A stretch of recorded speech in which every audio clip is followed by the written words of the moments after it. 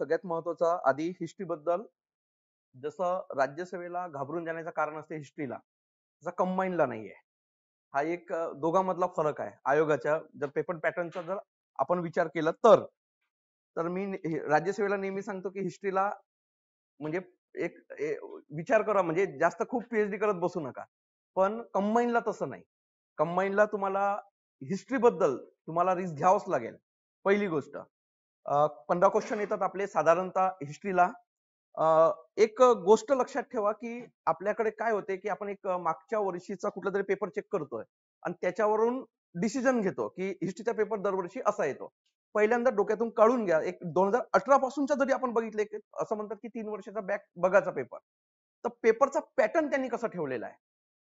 15 question पैकी त्यांनी बघा 18चा जर क्वेश्चनचा पॅटर्न बघितला तर 10 क्वेश्चन भारतावर विचारलं होतं आणि 5च प्रश्न कशावर विचारले होते, महाराष्ट्रावर. लगेच 2019ला चर्चा काय झाली की कंबाईनच्या प्रीला भारतावर प्रश्न विचारतात जास्त आणि मेन्सला कशाला विचारतात, महाराष्ट्र. हे चर्चा झाली. लगेच 19ला त्यांनी पॅटर्न चेंज केला. 10 प्रश्न महाराष्ट्रावर विचारले आणि 5 प्रश्न कशावर विचारले, याच्यावर भारतावर विचारले. मग बघा पुन्हा चर्चा झाली 20ला. काय झाली लॉकडाऊन मध्ये का फक्त आपल्याला काय विचारतात, महाराष्ट्र. आणि 21चा पेपर बघाल तर त्यांनी 7 आणि 8चा पॅटर्न ठेवला.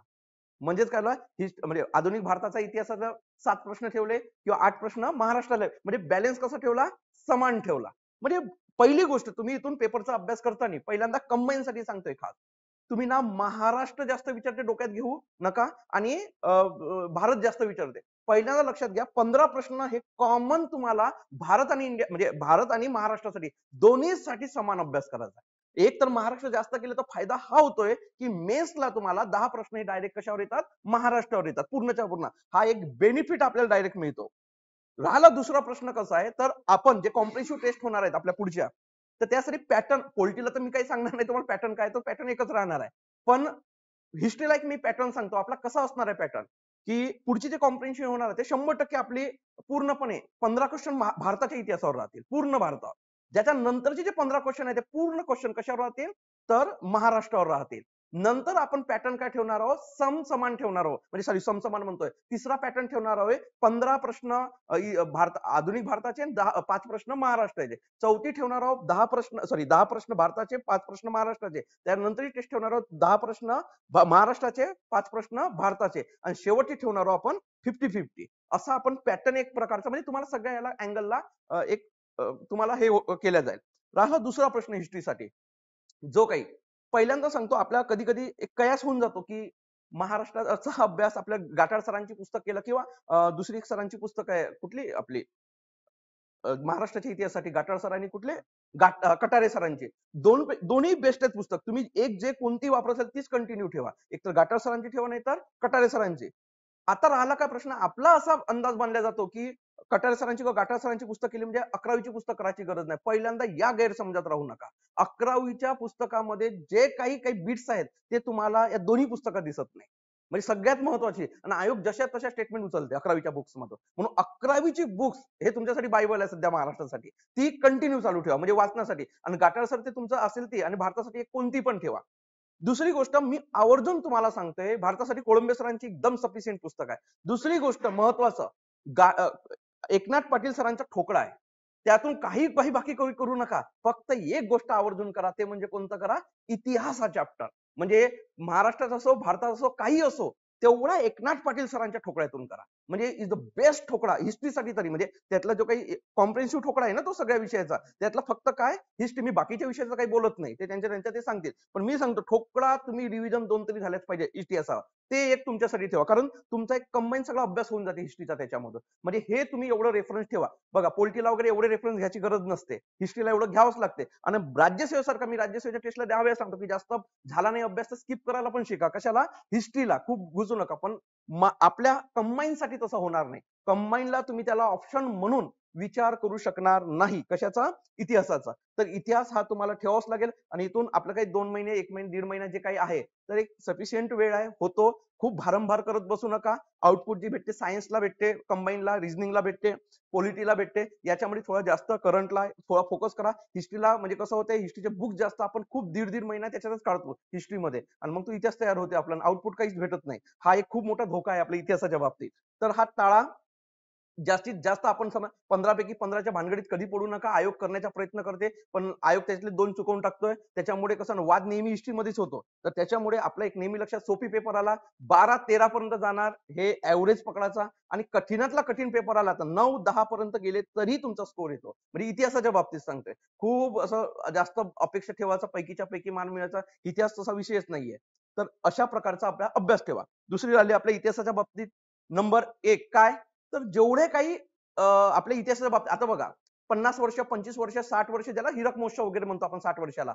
तर 50 आणि 25 आणि 60 वर्ष आपल्याला इतिहासाला तेवढा काही फायदा होणार नाहीये सध्या. कारण आपला 45 2022 चा पकडला तर 75 वर्ष मागे गेले तर 1947 येते. बरोबर आहे? तर लक्षात घ्या 75 वर्ष, 150 वर्ष म्हणजे 75 वर्ष, 100 वर्ष, 125 वर्ष नंतर पुन्हा मागे जातं 150 वर्ष, 200 वर्ष यापर्यंतच्या जेवढ्या सणावड्या आहेत म्हणजे त्या काळात म्हणजे समजा एकूण 2022 ला 75 वर्ष मागे नेला आपण तर 50 वर्षाची सण वार होते 1947 चा. मग 1947 ला काय झालं भारतीय स्वातंत्र्याचा कायदा आला, घटना समिती आली. म्हणजे त्यावेळेस जे काही घडलं काँग्रेसची मुवमेंट काय होती, आपल्या गव्हर्नर जनरल कोण होता, माउंट बॅटन प्लॅन काय होता, डिटेल करा. 100 वर्ष झालेले आहे. त्या घटना त्या वर्षी सगळ्या डिटेल करा. पुन्हा आपण जर मागे गेलो पुन्हा 100 वर्ष सॉरी 75 ना 100 वर्ष मागे 1900 किती 22 ला आणि तुम्ही बघितला 60वा क्वेश्चन बघा 60 ते तुम्ही जर तुम्ही 70 प्रश्न 10 प्रश्नाचा किंवा 8 प्रश्नाचा हे बघा हे शेवटी आम्ही सेट करून ठेवलेले आहेत म्हणजे डीडीपी झाल्यावर तर का बरं ते करंटचे इश्यू टाकले सगळे हिस्ट्रीचे बघा ना 100 वर्ष झाले चंपारण सत्याग्रहाला किती वर्ष झाले चंपारण मध्ये सॉरी चौरी चौरा घटनेला 100 वर्ष झाले ते क्वेश्चन सगळे सेट केले आम्ही नंतर क्वेश्चन करंटचा इश्यू जेवढे काही येतील त्याच्यामुळे ते क्वेश्चन टाकण्याचा आपण डिस्कशन तिथूनच करणार आहोत.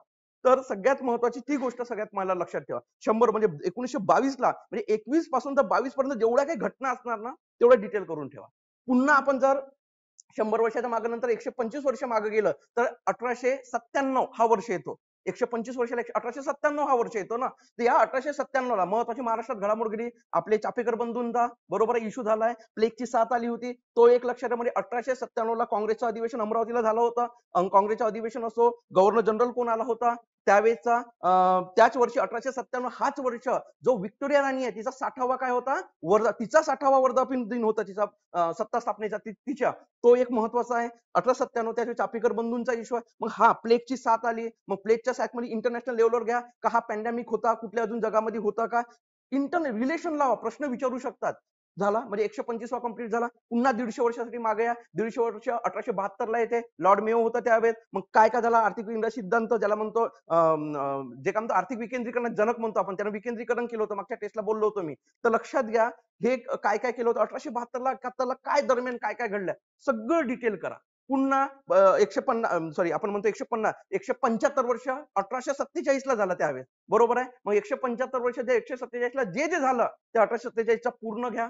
पुन्हा मागे या कारण 1847 हा वर्ष खूप गरजेचा आपल्या कारण विचारण्याचे चान्सेस आहे कारण नंतर येतो डलहौसी त्याच वेळेस शेवटचा जो साम्राज्य असते मोठा साम्राज्य शीख साम्राज्य डिक्लाइन होण्याच्या मार्गावर आलेला होता तो एक कंडिशन लक्षात ठेवायची. नंतर पुन्हा आपण जर 200 वर्ष मागलं तर 1800 किती येतात 22 ज्या वेळेस आपले 1818 ला काय झालं होतं मराठा साम्राज्य डिक्लाइन झालं त्यानंतर जी जी प्रोसेस होती माउंट म्हणजे सॉरी महाराष्ट्राच्या म्हणजे याच्या कंडिशन बॉम्बे प्रांताला पुणे क्षेत्र वगैरे जोडलेला होता काय काय होते लँड रिफॉर्मशी संबंधित प्रश्न येऊ शकते या कंडिशन मध्ये 1822 चा जर 200 वर्षाचा इश्यू घेतला होता म्हणजे अशा प्रकारचा जर तुम्ही इतिहासाचा अभ्यास केलं एक प्रकारे तर 100 पैकी 100 नाही टक्के देत मी गॅरंटी तर तुम्ही जवळपास व्यवस्थित अभ्यासाला इतिहासाला जाऊ शकता. कारण मी तुम्हाला सांगतो इतिहासाला मी बोललोच नाही आजपर्यंत कधीच पैकीच्या पैकी भेटू शकत नाही कारण मी म्हणजे सांगतोय इतिहास होऊ शकत नाही 100 पैकी मग ते एकदमच वन लाईनर विचारावं लागेल प्रश्न.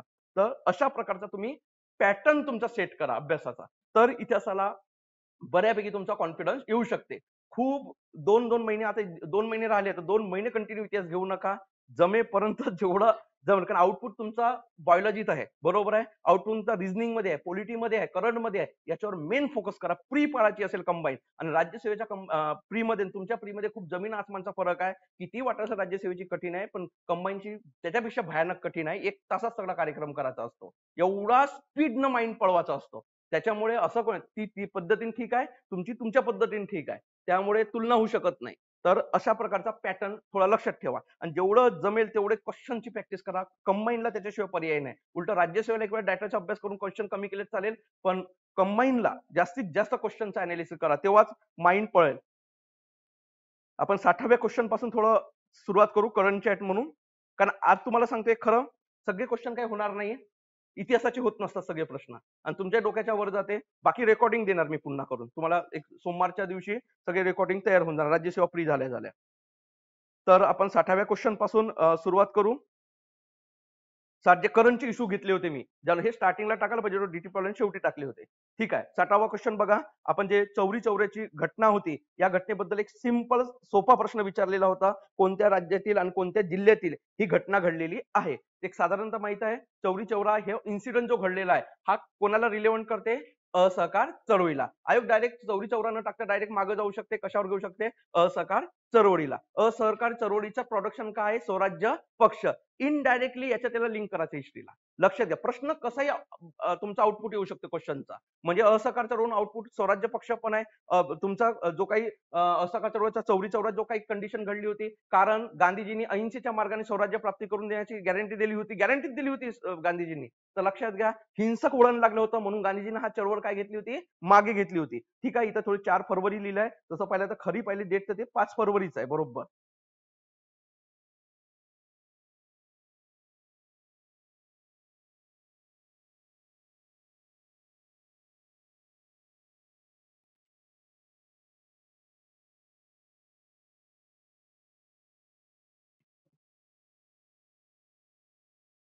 हा.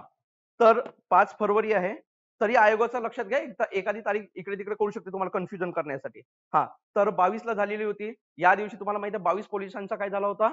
मृत्यू झाला होता पोलीस स्टेशनवरच. कारण हे एक शांततेने चाललेल्या मोर्चावर त्यांनी पोलिसांनी आक्रमक पवित्रा घेतला होता, गोळीबार केला होता. त्यामुळे हिंसक झाला हा आणि डायरेक्ट पोलीस स्टेशन जाळून टाकलं. 22 पोलिसांचा मृत्यू झाला आणि त्यामुळे मग खूप मोठी दमनशाही. मग गांधीजीला वाटतं हिंसक वळण लागलंय म्हणून गांधीजीने या चळवळीला डायरेक्ट 11 फरवरी 1900 किती 22 ला मागे घेण्याची काय केली? घोषणा केली. आणि तुम्हाला माहिती आहे 12 तारखेला 12 फरवरी 1922 ला दुसऱ्याच दिवशी जी काँग्रेसची वर्किंग कमिटी आहे, त्या वर्किंग कमिटीनं बारडोलीला जे काही बैठक झाली होती बारडोलीला, त्या बैठक कारण तुम्हाला सांगतो बारडोलीला वर्किंग कमिटीची बैठक होण्यामागे कारण काय होता? ती असहकार चळवळी अंतर्गत अंशतः आपण सविनय कायदेभंग चालू करायचा हा प्लॅन होता त्यांचा. म्हणजे काँग्रेसचा ही असं नॉन कॉर्पोरेट मुवमेंट होती. पण या नॉन कॉर्पोरेट मुवमेंटला जी सक्सेसच्या दिशेने चालली होती 20 पासून, तर म्हणजे काँग्रेसच्या नेत्यांचं काही म्हणणं होतं की आपण प्रायोगिक तत्वावर काही प्रमाणामध्ये सविनय कायदेभंग सुद्धा कमी प्रमाणात म्हणजे कायदेभंगाची सुद्धा चळवळ सुरू करू गुजरात पासून. म्हणून हे काँग्रेसचे नेते गुजरातमधून तिथं वर्किंग कमिटी होती काँग्रेसची. त्या 12 तारखेला डिसिजन घेतलं ही काय मागं हिंसक वळण लागले म्हणून मागं घ्यायचा. तर असा तो त्याचा हे होता. पहा मी तुम्हाला सविनय कायदेभंग म्हणलोय तर असं याचा अर्थ असा नाही की सविनय कायदेभंग 1930 चे 1922 ला चालू झाली. मी काय म्हणतो अंशतः प्रमाणात सुरू करण्याचा प्लॅन केला होता. काँग्रेसची वर्किंग कमिटी जे शब्द वापरते पुस्तकावर 10 वेळा वर्किंग कमिटी आहे. ही वर्किंग हा जो काही काँग्रेसचा स्ट्रक्चर जो चेंज झाला होता तो 1920 ला गांधीजीने चेंज केला होता नागपूरच्या अधिवेशनामध्ये. लक्षात घ्या, गाव पातळीवर आपण म्हणतो नेहमी एक शब्द वापरते काँग्रेस गवत कुठेही येतो तयार होतो. बरोबर आहे की नाही? मग काँग्रेस कुठेही तयार झाली होती जशी आज बीजेपी झालेली आहे. तर पहिली गोष्ट गांधीजींनी काय केलं प्रत्येक गावात काँग्रेसची कमिटी स्थापन केली होती आणि गावांच्या कमिट्या मिळून जिल्ह्याची कमिटी असेल. बरोबर आहे. गावातले एक कमिटी मिळून मतदानाने जिल्ह्याची कमिटी असेल. जिल्ह्याचे सगळे एकत्र जो भाषा लोकांची असेल, एक भाषा जो काही प्रदेश काही तो ब्रिटिशांनी केलेला नव्हता. काँग्रेसनं मानलं होतं की जो एक भाषा बोलते अशा प्रदेशाला जिल्ह्यातून निवडून आलेले लोक प्रदेश कमिटी स्थापन होईल आणि ही प्रदेश कमिटी जी काही असेल प्रत्येक प्रदेशाची ही प्रदेश कमिटी अखिल भारतीय कमिटी स्थापन करेल. अखिल भारतीय काँग्रेस कमिटी म्हणतो. त्याच्यामध्ये 200 लोक असणार होते आणि हे अखिल भारतीय काँग्रेस कमिटी 15 लोकांची वर्किंग कमिटी स्थापन केली जे वर्षभर काम करेल. आणि तुम्हाला माहित असेल सुभाष बाबूंचा इश्यू येलाय वर्किंग कमिटीचा राजीनामा दिला होता. त्यांना सहाय्य करत नव्हते. अखिल भारतीय कमिटी नव्हती ती होती working committee. Akhil Bharatiya committee कोणाची निवड करेल? वर्किंग कमिटी जी 15 लोक असतील त्याच्यामध्ये आणि ती कमिटी वर्षभर काम करेल असा ते एक प्रकारचा आधार होता. म्हणजे वर्किंग अखिल भारतीय कमिटी नियम मुद्दे जे काही काँग्रेसला करायचे त्याची नियमावली आखून देईल. म्हणजे एक प्रकारचा कायदे मंडळ म्हणून काम करेल काँग्रेसचा आणि वर्किंग कार्यकारी मंडळ म्हणून कोण काम करेल? वर्किंग कमिटी काम करेल. अशी ती वर्किंग कमिटी होती. कारण हा इश्यू सुभाष बाबूंच्या बाबतीत येते. अजून दुसरी गोष्ट आपण याच्यात बहुतेक प्रश्न टाकला की नाही टाकला माहित नाही मला आठवत नाही. पण एक गोष्ट लक्षात ठेवा सुभाष बाबूंबद्दल खूप इश्यू झालेत या एक वर्षात. बिलकुल इन डिटेल नेताजी सुभाषचंद्र बोस यांचा डिटेल अभ्यास करून ठेवायचा. किती कोणत्या तारखेला गेले होते. अंदमान निकोबारचा जो इश्यू होता की जो काही मणिपूर जो माउंटेन मणिपूर प्रत्येक पोरांना वाटेल की मणिपूरचा माउंटेन असेल, तो अंदमान निकोबारचा माउंटेन होता. त्याच्यावर ते करंट इश्यू झालेला आहे. सुभाष बाबूंनी पहिल्यांदा आले होते ना, भारत जेव्हा सोडलं, जेव्हा वेषांतर करून भारतातून गेलेले होते बंगालमधून, ते अफगाण मार्गे जर्मनीला गेले होते. त्यानंतर जे भारतात प्रथम आले होते तर अंदमान निकोबारलाच आले होते ते. तर अंदमानला आल्यानंतर जे काही तो आहे, तर त्याच्यामुळे हे अंदमानशी जोडलेले इश्यू आहेत. तर असे हिस्टॉरिकल पार्ट करंटचा अभ्यास करताना प्रत्येक गोष्ट करंटला, इतिहासाला भेटली इतिहासाला जोडा, पॉलिटीला भेटली तर पॉलिटीला जोडा. इकॉनॉमिक्सला तुम्हाला कळतेच काय होते, पण असे जोडा तेव्हाच तुमचा अभ्यास परिपूर्ण आहे. ठीक आहे, चला 60वा क्वेश्चन झाला. नंतर दुसरा क्वेश्चन आहे, एकदम म्हणजे काही जास्त असे क्वेश्चन जे आले तर नाही येत असेल तर डायरेक्ट स्किप करायचं. मी तुम्हाला सांगितलं कोणी कोणाला स्टेटमेंट म्हणली कधीच एवढे लक्षात राहत नाहीये. ठीक आहे. हा, आपण शक्यतो तुमचा जर अभ्यास चांगला असेल त्याच पोरांना सांगतोय मी, ज्यांचा इतिहासाचा अभ्यास बऱ्यापैकी ज्याला कॉन्फिडन्स आलाय त्यांना एक गोष्ट सांगतोय की जमत ह्या 3 पुस्तकं सोडून एक पुस्तक वाचायचा प्रयत्न करा. जमलं तर YCM ची पुस्तक आहे आणि एकदम आयोगाचे 3 प्रश्न हमखास तिथून येतं महाराष्ट्राचे. हमखास मी 3-4 वर्ष झाले ते पाहतोय. जशाच्या तशा स्टेटमेंट, ही पण स्टेटमेंट YCM ची आहे, जशाच्या तशी स्टेटमेंट उचलतात आयोग. तर जमलं अभ्यास चांगला असेल तर करा, नाही तर PhD व्हायची वेळ येईल इतिहासामध्ये. एवढं काही करू नका. झालं तर मग YCM चं करा. ठीक आहे. तर ही स्टेटमेंट भारतातील उद्योगांचा म्हणजे 61वा क्वेश्चन आहे की ऱ्हास ही भारतातील परिवर्तनातील अत्यंत नाट्यमय घडामोड आहे असं कोणी स्टेटमेंट वापरलेलं आहे, तर ती आहे धनंजय गाडगीळ यांनी वापरलेली आहे. ठीक आहे. हस्तोद्योगात जो काही हँडमेड इंडस्ट्री होती त्याबद्दल यांनी स्टेटमेंट वापरलेलं होतं. ओके. हा, नंतर पुन्हा आपला करंट इश्यूशी संबंधित प्रश्न आहे. उत्तर प्रदेश सरकारने 9 ऑगस्ट 1925 रोजी झालेल्या काकोरी कटाचे नाव बदलून या नावाने नामांतरण केलं. तुम्हाला माहिती आहे ना, आत्ताच घडली होती म्हणजे घटना घडलेली आहे, करंट मध्ये घटना घडलेली आहे. उत्तर प्रदेश योगी सरकारने जे काही काकोरी कट झालेला होता आपला, तर या काकोरी कटचं नाव त्यांनी काकोरी ट्रेन ऍक्शन मध्ये हे केलेलं आहे. आता हे सगळ्यात महत्वाचा, ते सगळ्यात महत्वाची जर आपण बघितली, हिंदुस्तान रिपब्लिकन असोसिएशन नावाची जे काय म्हणतो आपण क्रांतिकारी संघटना आहे, बरोबर आहे की नाही, ज्याच्यामध्ये आपले सत्येंद्र सन्याल पण होते, अशफाक उल्ला खा होते आणि जे यांनी स्थापन केलेली होती कोणी रामप्रसाद बिस्मिल जे याचे फाउंडर होते हिंदुस्तान रिपब्लिकन असोसिएशनचा, त्याच्यामध्ये सोशलिस्ट नाव भगतसिंगांनी जोडलं नंतर. तर सगळ्यात महत्वाची ही हिंदुस्तान रिपब्लिक असोसिएशन ही जी काही क्रांतिकारी मुवमेंट आहे, या मुवमेंट म्हणजे या संघटनेने ऑर्गनायझेशनने काकोरी ट्रेन जो काही म्हणजे कट जो काही होता पैसे लुटण्यासाठी, तर हे करण्याचा प्रयत्न केलेला होता. जे मी तुम्हाला अशफाक उल्ला खा म्हणलं, रामप्रसाद बिस्मिल हे जे काही व्यक्ती यांना फाशी झाली नंतर, तर यांनी करण्याचा हा कट म्हणजे सॉरी हा काकोरी कट जी लखनौ मार्गावर काय होती ट्रेन जाणार होती, तिचं नाव बहुतेक एट ट्रेन काहीतरी असं नाव होतं, बरोबर आहे. हा, डाऊन ट्रेन, 8 डाऊन ट्रेन असं नाव होतं. 8 डाऊन ट्रेन. आयोग पुढचा गेला ना, विचारचे प्रश्न असे 8 डाऊन ट्रेन असं तिचं नाव होतं. ती लुटलीच त्यांनी. तर लक्षात घ्या ही होती. आता पहिला मुद्दा अभ्यास करताना हिस्ट्रीचा असं लक्षात घ्या. लगेच तुम्ही काय करता, क्रांतिकारी गट वेगळा अभ्यास करता असं नाही होत.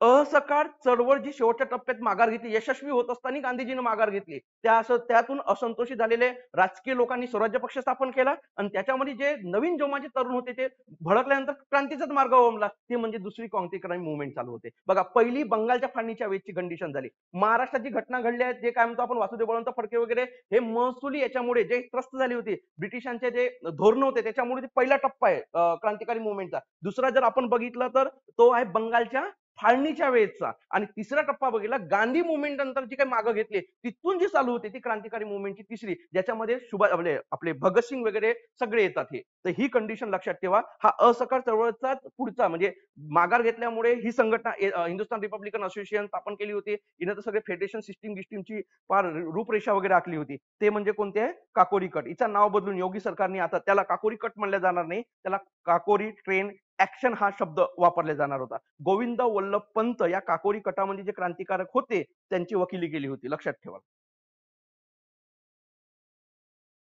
हा, तिसरा करंटचा मुद्दा अजून पुन्हा टाकला.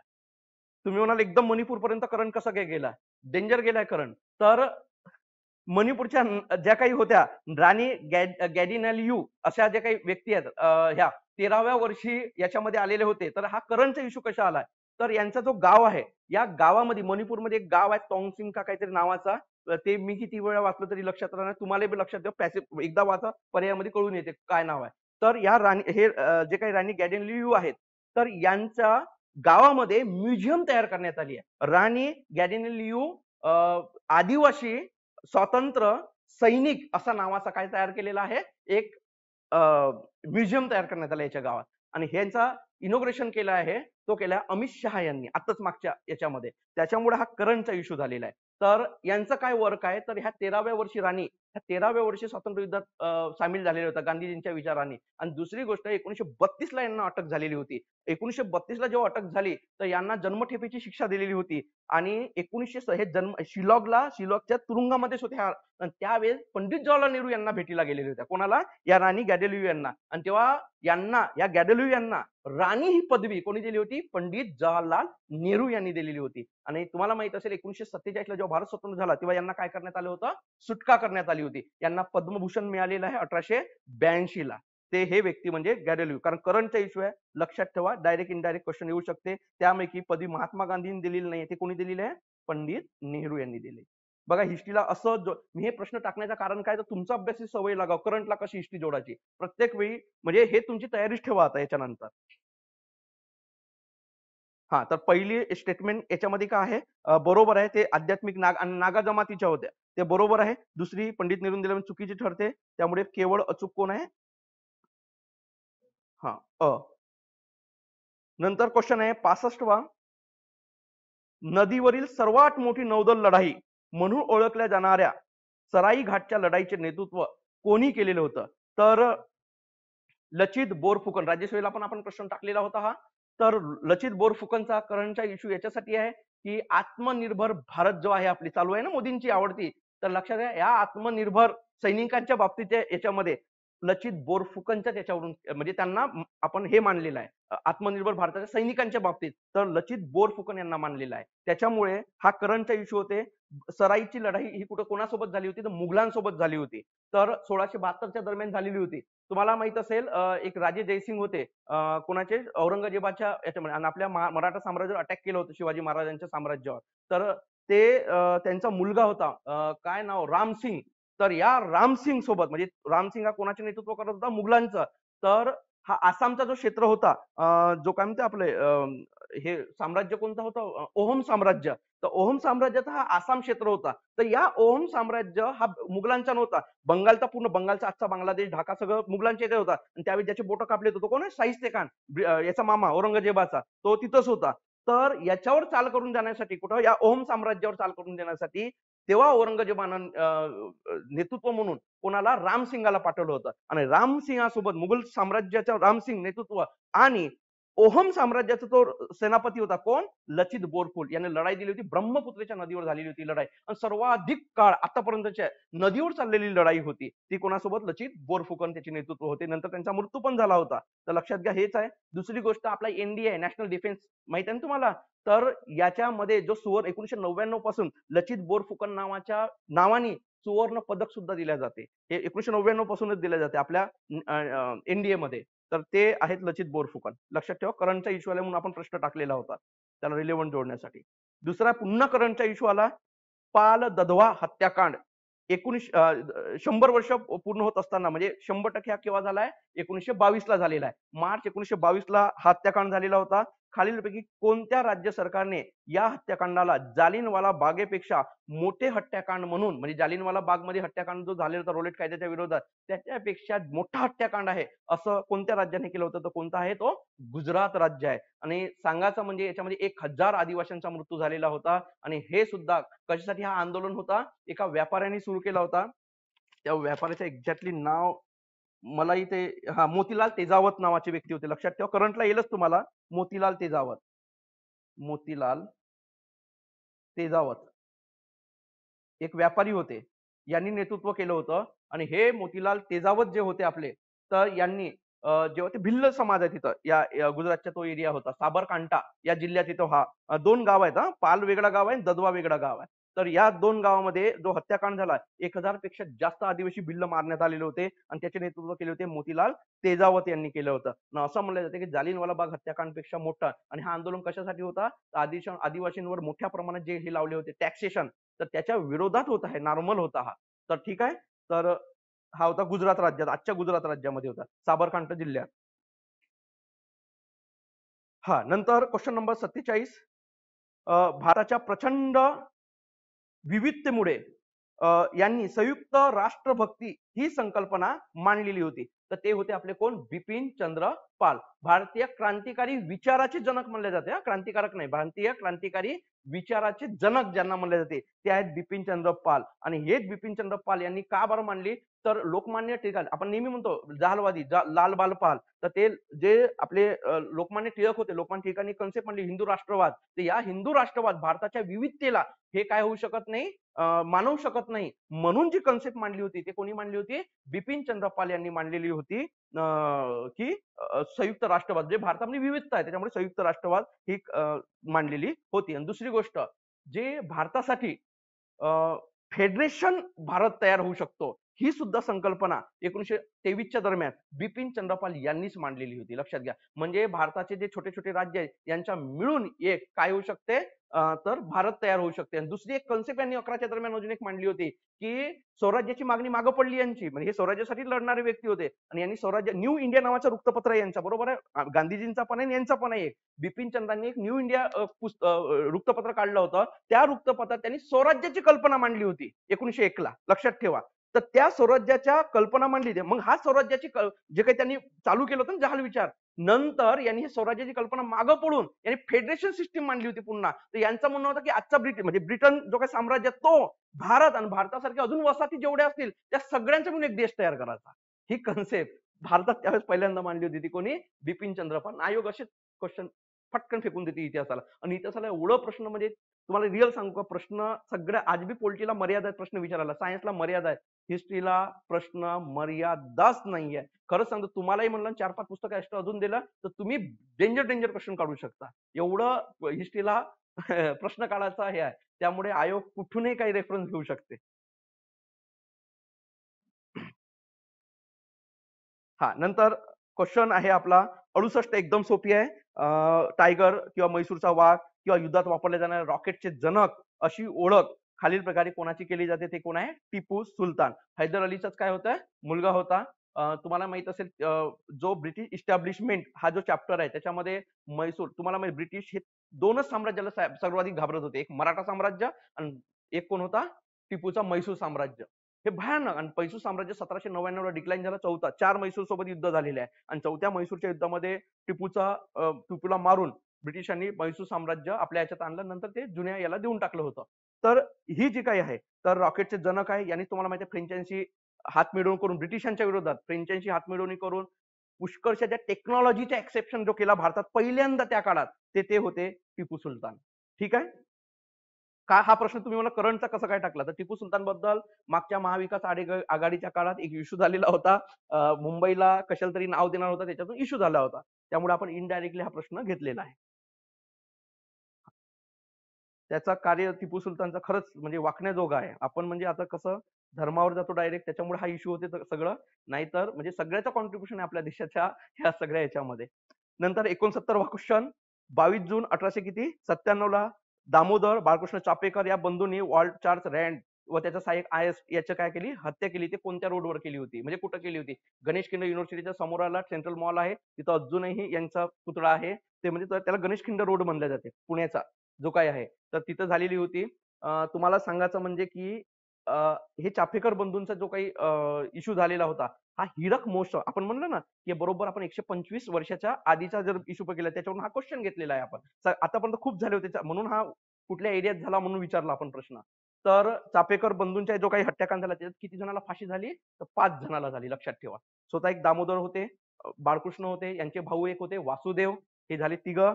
चौथं महादेव रानडे आणि कोण? खंडू साठे. असे एवढे 5 जणांना याच्यामध्ये झाला. प्लेगची साथ आली होती आणि ते प्लेगचा व्यवस्थापन व्यवस्थित होत नव्हता. त्यांच्या कर्मचाऱ्यांकडून ब्रिटिशांच्या स्त्रियांचे वगैरे याला म्हणजे विनयभंगासारखे प्रकार भयानक घडले होते आणि हा रँडनं त्याचा कुठल्याही प्रकारची त्यांना समज न देता उलट त्याला हे काय केलं होतं, योग्य करतात असं बोलले होतं.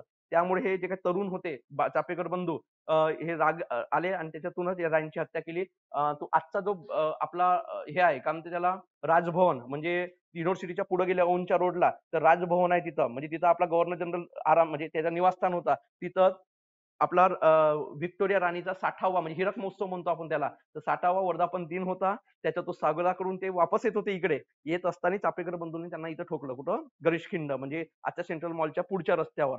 तर शिवाजी महाराजकडून शिवाजी नगरकडून आपण जर गेलो कुठं युनिव्हर्सिटीकडे तर बिलकुल त्याच चौकात त्यांना मारण्यात आलेला होता. त्याच्यामध्ये जे दामोदर होते यांना सुरुवातीला 1898लाच पकडण्यात आलं आणि फाशी देण्यात आली होती. पहिल्यांदा दामोदर यांना फाशी देण्यात आली.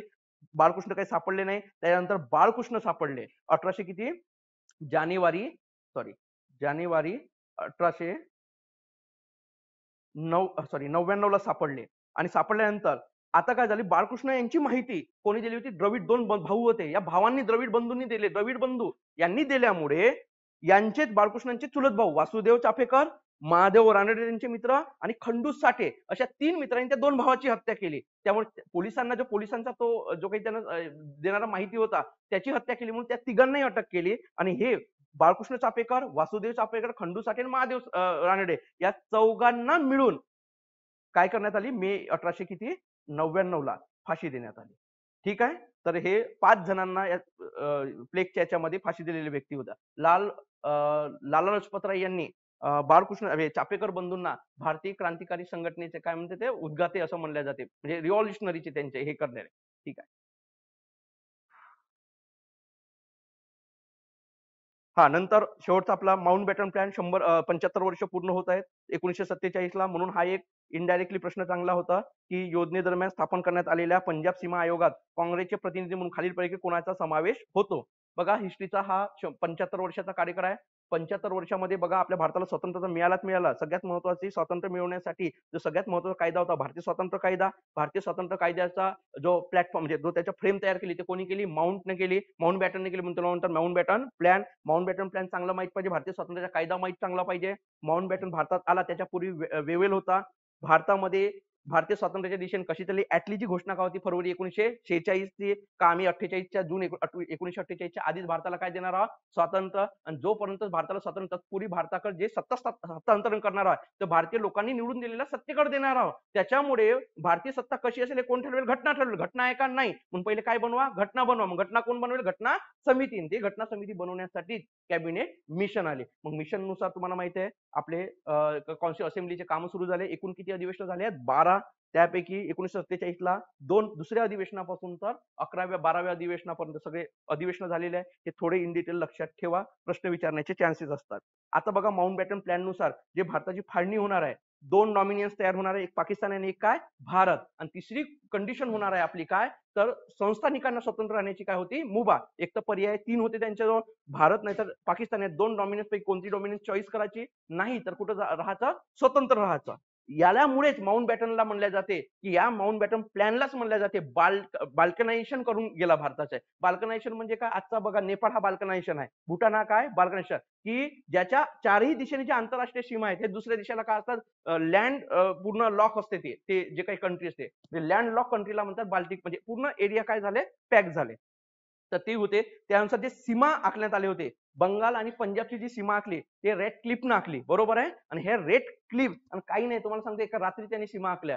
नकाशा घेतला, स्केल घेतली, रेषा मारले. एवढी डेंजर कंडिशन आहे आपल्या भारतीय म्हणजे फाळणीच्या. मग तुम्हाला माहिती अर्धा गाव इकडे गेलं, कोणाचे घर पाकिस्तानमध्ये होतं, कोणाचं अंगण भारतात होतं. अशा कंडिशन घडल्या आहेत. बंगलामध्ये तर तशाच कंडिशन झाल्या. तर ही आज बी तशीच आहे. आज तुम्ही बंगाल साईडला जाईल तर आजचा बांगलादेश तर अंगण हा भारतात येतोय, घर त्याचा कुठे येतोय? म्हणजे बांगलादेशमध्ये येतो, भारतामध्ये अंगण येतो. लग्न करायचं असेल तर दोन्ही सरकारच्या काय लागते? परमिशन लागते, कारण तो पूर्ण वापरणार आहोत. एवढी डेंजर कंडिशन आहे. म्हणजे स्मगलिंग वगैरे होते. काय म्हणते आपल्या त्याला गांजा वगैरे जो येतो सेम असते. घर उभा असते, खिडकीतून हात टाकला बांगलादेश तयार होते, टाकला इंडियामध्ये प्रवेश होते. आज बी कंडिशन आहे आपल्या इथं म्हणजे बंगाल साईडला. तर असं हे रॅड क्लिपनं केली. त्याच्यात विचारलेलं आहे की काँग्रेसचे प्रतिनिधी कोण होते? तर काँग्रेसचे प्रतिनिधी न्यायमूर्ती तेजाज सिंग आणि मेहरचंद महाजन हे 2 लोक होते. आणि हे जे दिसते न्यायमूर्ती रेहमान आणि मोहम्मद अक्रम हे होते मुस्लिम लीगचे. लक्षात ठेवा. हे मुस्लिम लीगचे होते प्रतिनिधी. कारण 2 देश वेगळे होणार होते ना. हां, आणि हे काँग्रेसचे होते इकडे. चला.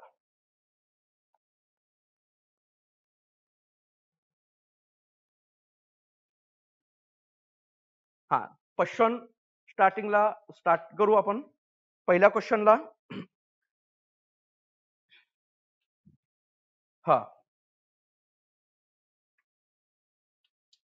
हा प्रश्न एक लक्षात घ्या. कामगार चळवळीचा जर आपल्याला विचार आला तर नेहमी आपल्या डोळ्यासमोर एक व्यक्ती येतात. ते व्यक्ती म्हणजे कोण होते? आ? नाही, ते लोखंडेच. मेघाजी लोखंडे. नेहमी आपल्याला तेच आयोगाने त्याच्यावर खूप प्रश्न विचारून झाले. आणि आयोग आता अशी कलाटणी मारू शकते, की आपल्या म्हणून खास हे प्रेम केलेलं आहे. तर हे सगळ्यात महत्त्वाचे जे नामजोशी आहेत, नारायण मल्हार जोशी आपल्याला भारतीय कामगार चळवळीचे जनक म्हणतात ज्या व्यक्तींना. म्हणजे कामगार चळवळीचे खरे जनक कोणाला म्हणले जाते भारतात? तर ते आहे नारायण मल्हार जोशी. आता मी त्यांच्या म्हणजे सांगतोय कारण एवढे मोठे व्यक्तिमत्व कसे काय होते. तर हे नाव काही जास्त प्रसिद्धी झोतात आलेले नव्हते. म्हणून आपल्याला असं वाटते की ते नसतील. आणि आपण लोखंडे यांना हे करून येऊ. तर नारायण मेघाजी लोखंडे एक तुम्हाला माहित आहे पहिलं महायुद्ध झालं होतं 1948 ला. त्यानंतर वर्सायचा तह झाला होता. आणि या वर्सायच्या तहानुसार इंटरनॅशनल लेबर ऑर्गनायझेशन म्हणजे आंतरराष्ट्रीय कामगार संघटना ही स्थापन झालेली होती. ऑक्टोबर 1919 ला. स्वित्झर्लंडला तिचं मुख्यालय आहे. बरोबर आहे. जिनिव्हा इथं मुख्यालय आहे. स्थापन झाले. आणि तिची पहिली जी काही बैठक होती किंवा पहिला संमेलन होता तो वॉशिंग्टन डीसी ला झाला होता 1919 लाच. तर या वॉशिंग्टन डीसी ला जो पहिला आंतरराष्ट्रीय कामगार संघटनेचा अधिवेशन झाला होता त्यामध्ये ब्रिटिश सरकारने या मल्हार जोशींना भारतातून पाठवलं होतं. या संघटने म्हणजे ऑर्गनायझेशनच्या कार्यक्रमाला. म्हणजे हे व्यक्ती होते. दुसरी गोष्ट जे काही म्हणतो आपण आयटक नाव नेहमी ऐकलं असेल तुम्ही. बरोबर आहे ना आयटक. मी म्हणलो ना इंटक आणि आयटक मध्ये थोडा कन्फ्युजन होतो खूप.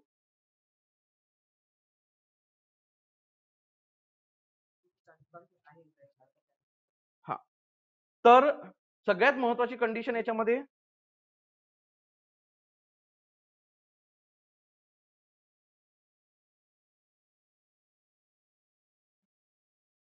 हा सगळ्यात महत्वाची याच्यामध्ये काय हे सांगतोय. तर जो आयटकची स्थापना आहे त्याच्यामध्ये जो फाउंडर मेंबर म्हणतो आपण ते कोण होते? नारायण मल्हार जोशी होते. फाउंडर म्हणजे अध्यक्ष होते. फाउंडर संस्थापक अध्यक्ष मानले जाते त्यांना. तर हेच होते आयटकच्या याच्यामध्ये. दुसरी गोष्ट ज्या तिन्ही गोलमेज परिषद झाल्या होत्या त्या तिन्ही गोलमेज परिषद नारायण मल्हारजी जोशी हे उपस्थित होते. इंग्लंडला जी काही झालेली होती. आणि हेच नारायण मल्हारजी जोशी आपण जे म्हणतो ना की परळच्या मुंबईच्या 7 जुलै 1920 ला आयटकची काय झाली होती? स्थापना झाली होती. परळला झाली ना मुंबईला. आणि तिचा पहिला अधिवेशन जो झाला तो लाला लजपतराय त्याचे अध्यक्ष होते. आणि त्या लाला लजपतराय अध्यक्ष असताना बहुतेक कार्याध्यक्ष हे होते स्वागताध्यक्ष बाप्टिस्टा होते. आणि दुसरी गोष्ट याच आयटकचा जो काही म्हणतो आपण नाही का पहिल्या अधिवेशनाला सगळ्यात महत्वाचं ब्रिटिशचा मजूर पक्षाचा जो काय होता वेजवूड हा उपस्थित होता. अॅनी बेजंट, मोतीलाल नेहरू, आपल्या पाकिस्तानचे कोण जनक तो म्हणजे पाकिस्तान मोहम्मद अली जिना हे सगळे उपस्थित होते त्या याला. तर त्याचे फाउंडर मेंबर कोण होते? तर हे आयटकचे नारायण मल्हार जोशी. तर या नारायण मल्हार जोशींनीच त्यांना एक सहाय्यकाची गरज होती. आणि म्हणून यांनी सहाय्यकाची गरज आहे म्हणून एक निघून आपल्यासारखं नाही की रिझ्यूम दे आणि पगार किती पाहिजे असा कार्यक्रम नव्हता. बुद्धिमान लोक त्यावेळेचे बघा. तर यांनी एक निबंध स्पर्धा आयोजित केली. आणि त्यानंतर ते जो उत्कृष्ट करेल त्याला सहाय्यक म्हणून नेमायचा. आणि त्या मल्हारजी जोशी यांनी भांडवल आणि श्रम या 2 विषयावर निबंध लिहायसाठी निबंध स्पर्धा करायची. त्याच्यामध्ये रामानंद स्वामी हे विजयी झाले. म्हणजे प्रथम आले होते निबंध स्पर्धेत. आणि सहाय्यक म्हणून त्यांची नियुक्ती केलेली होती. म्हणजे आणखी काही जास्त दिवस आले नाही नंतर. दुसरा प्रश्न स्वामी रामानंद तीर्थांवरच टाकलेला आहे. हा. स्वामी रामानंद तीर्थ यांचे पूर्ण नाव काय आहे? व्यंकटेश भगवान खेडगीकर. मूळ गाव खेडगी होता म्हणून त्यांच्या आडनाव नंतर खेडगीकर झाला त्यांच्या फॅमिलीमधून. तर हे स्वामी रामानंद तीर्थ यांचं पूर्ण नाव आहे.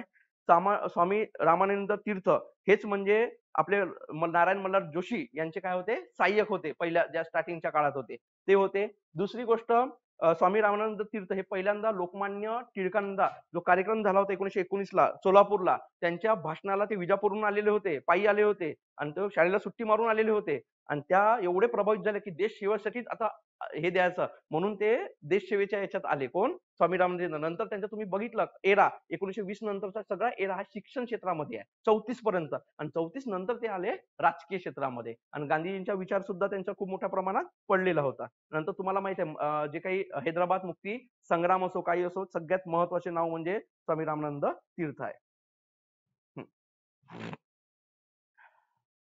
चला, राजश्री शाहू महाराजांच्या छात्र जगद्गुरु पीठ निर्मितीवर खालील विधान कोणाचे आहे?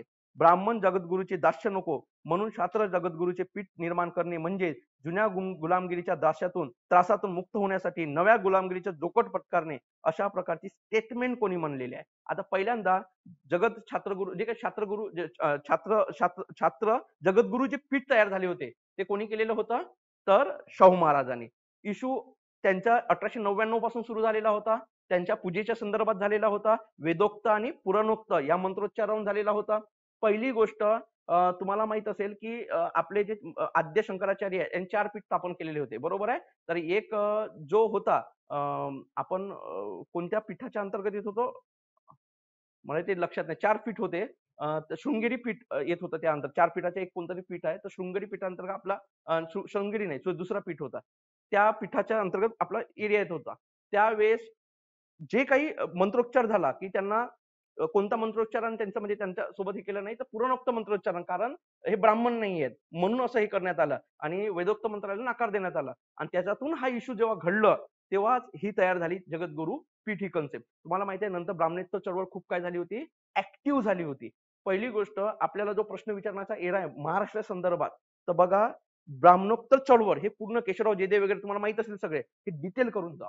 हे शाहू महाराज आले का त्याच्या सोबतच ब्राह्मणोत्तर चळवळ कंटिन्यू अभ्यास करा म्हणजे काय होते इंटरलिंक लागते अभ्यास करताना. म्हणजे शाहू महाराज झाले का लगेच तुम्हाला माहिती आहे 1920 ला त्यांनी शिवाजी महाराज ते वेदोक्त शाळा काय झाली होती सुरू केली होती. पाटील नावाच्या मुलाची काय केली तिथं निवड झाली होती तिथं आणि त्याला पहिले काय केले होते पीठाचे प्रमुख म्हणून हे मान्यता आणि त्याच्यावर विरोध झाला होता. छत्रपती शाहू महाराजांच्या त्यांचं मला नाव नाही एक्झॅक्टली आठवत त्या पाटीलांचा तर त्यांना वाकून नमस्कार केला होता आणि त्याच्यामध्ये वाकून नमस्कार करणे एबी लठ्ठे पण होते. पण विरा शिंदे भास्करराव जेदे आणि केशवराव ठाकरे यांनी विरोध केलेला होता. यांचं म्हणणं होतं की पुन्हा म्हणजे हे विरोध ब्राह्मण याला विरोध करणे म्हणजे ठीक आहे पण पुन्हा आपण गुलामगिरीतून पुन्हा नव्या गुलामगिरीत जाऊ म्हणून विरा शिंदे भास्करराव जेदे आणि केशवराव ठाकरे आणि एक होते अजून पाटील मुकुंदराव पाटील यांनी कट्टर विरोध केले होते. कारण आपलं जे महात्मा फुलेंच्या विचाराची जी कोणती संस्था आहे आपली सत्यशोधक समाज म्हणजे पूर्ण विरोधात जाते हे यांचं म्हणणं. हे पण त्यांच्या ठिकाणी बरोबर होते. तर या ठिकाणी ही जी स्टेटमेंट वापरली ही आहे केशवराव ठाकरेंबद्दल आहे म्हणजे केशवराव ठाकरेंनी बोललेली आहे. नंतर क्वेश्चन 4 जोड्या जुळवा. रंगराव महाराष्ट्राचे महामंथन स्वराज्याचा शत्रू आणि संध्येचे भाषांतर हे जे काही ग्रंथ आहेत ते यांचे ग्रंथकार कोण आहेत याच्याबद्दल विचारलेलं आहे. तर बघा रंगराव हे काशीबाई मिल यांची ही कादंबरी आहे आणि यांनी काशीबाई कानिटकर यांनी आनंदीबाई जोशी जे काही पहिले आपल्या डॉक्टर होत्या त्यांच्यावर सुद्धा एक चरित्र पुस्तक बनवलेलं आहे. कोणी? काशीबाई कानिटकर यांनी. तर नंतर ख्रिश्चन धर्म स्वीकारला होता यांच्या मिस्टरांनी सुद्धा भास्करराव कानिटकरांनी सुद्धा ख्रिश्चन धर्म स्वीकारलेला होता. सगळ्यात महत्वाची लक्षात घ्या अशिक्षित होत्या भास्करराव कानिटकर हे त्यांचे मिस्टर खूप एज्युकेटेड होते त्यामुळे यांचे वाद पण भयानक होत होते आणि त्याच्यामध्ये केशवराव असं म्हणतात की भास्करराव कानिटकर हे जेव्हा जॉन स्टुअर्ट मिलची पुस्तक वाचून काढली होती वुमन रिफॉर्म असे काहीतरी पुस्तकाचं नाव आहे जॉन स्टुअर्ट मिलच्या ते पुस्तक आपल्या बायकोला कानिटकर काशीबाईला वाचून दाखवत होते समजून सांगत होते आणि हिला वाचनाची आवड. काशीबाई कानिटकर जेवढे पुण्यामध्ये कार्यक्रम होते त्याला हजेरी लावायचे आणि त्याचा गोशावारा काय ते आपल्या बायकोला समजून त्यांचं एकच म्हणणं होतं की ही काय झाली पाहिजे शिकली पाहिजे. तर हे सगळं शिकत नाही म्हणून तिच्या काशीबाईचा त्रास देत होते ते म्हणजे बघा उलट घडलं किती डेंजर कंडिशन. तर हे होत्या काशीबाई कानिटकर यांनी महत्वाची पुस्तक लिहिली आहे तीच आनंदीबाई जोशी यांच्यावर लिहिली आहे पुस्तक लक्षात ठेवा. महाराष्ट्राचे महामंथन ही पुस्तक आपल्या 1962 ला लिहिली आहे पण ही कशावर होती तर तुम्हाला खरं सांगताय आपल्या संयुक्त महाराष्ट्र चळवळीवर होती ही लालजी पेंडसे यांनी लिहिली होती. स्वराज्याचा शत्रू हे भाई माधवराव बागल यांनी लिहिलेली होती. स्वराज्याचे शत्रू त्यांना दलित मित्र म्हणून सुद्धा पुरस्कार भाई बागल यांना देण्यात आला होता. भाई माधवराव बागल बद्दल अजून तुम्हाला सगळ्यात सांगायचं म्हणजे पंडित जवाहरलाल नेहरू पन्हाळ्यावर छत्रपती शिवाजी महाराजांच्या पुतळ्यांचं उद्घाटन करायला येणार होते, बरोबर आहे. त्याला मोर्चा जे काढलं होतं ते होते भाई माधवराव बागल. कारण भाषावर प्रांतरत्नेला विरोध केला होता कोणी, नेहरूंनी, म्हणून त्यांचा विरोध केला होता पन्हाळा किल्ल्यावरती. हेच होते भाई महाजन यांच्या नेतृत्वाखाली गेले होते. दुसरी, संसदेवर सुद्धा जो काही नेला होता मोर्चा तेच होते भाई माधवराव बागल होते. ठीक आहे. नंतर हे संध्येचे भाषांतर ही पुस्तक कोणाची आहे, बाळशास्त्री जांभेकर यांची आहे. ओके. 1 ला 3 4 म्हणजे दुसरा.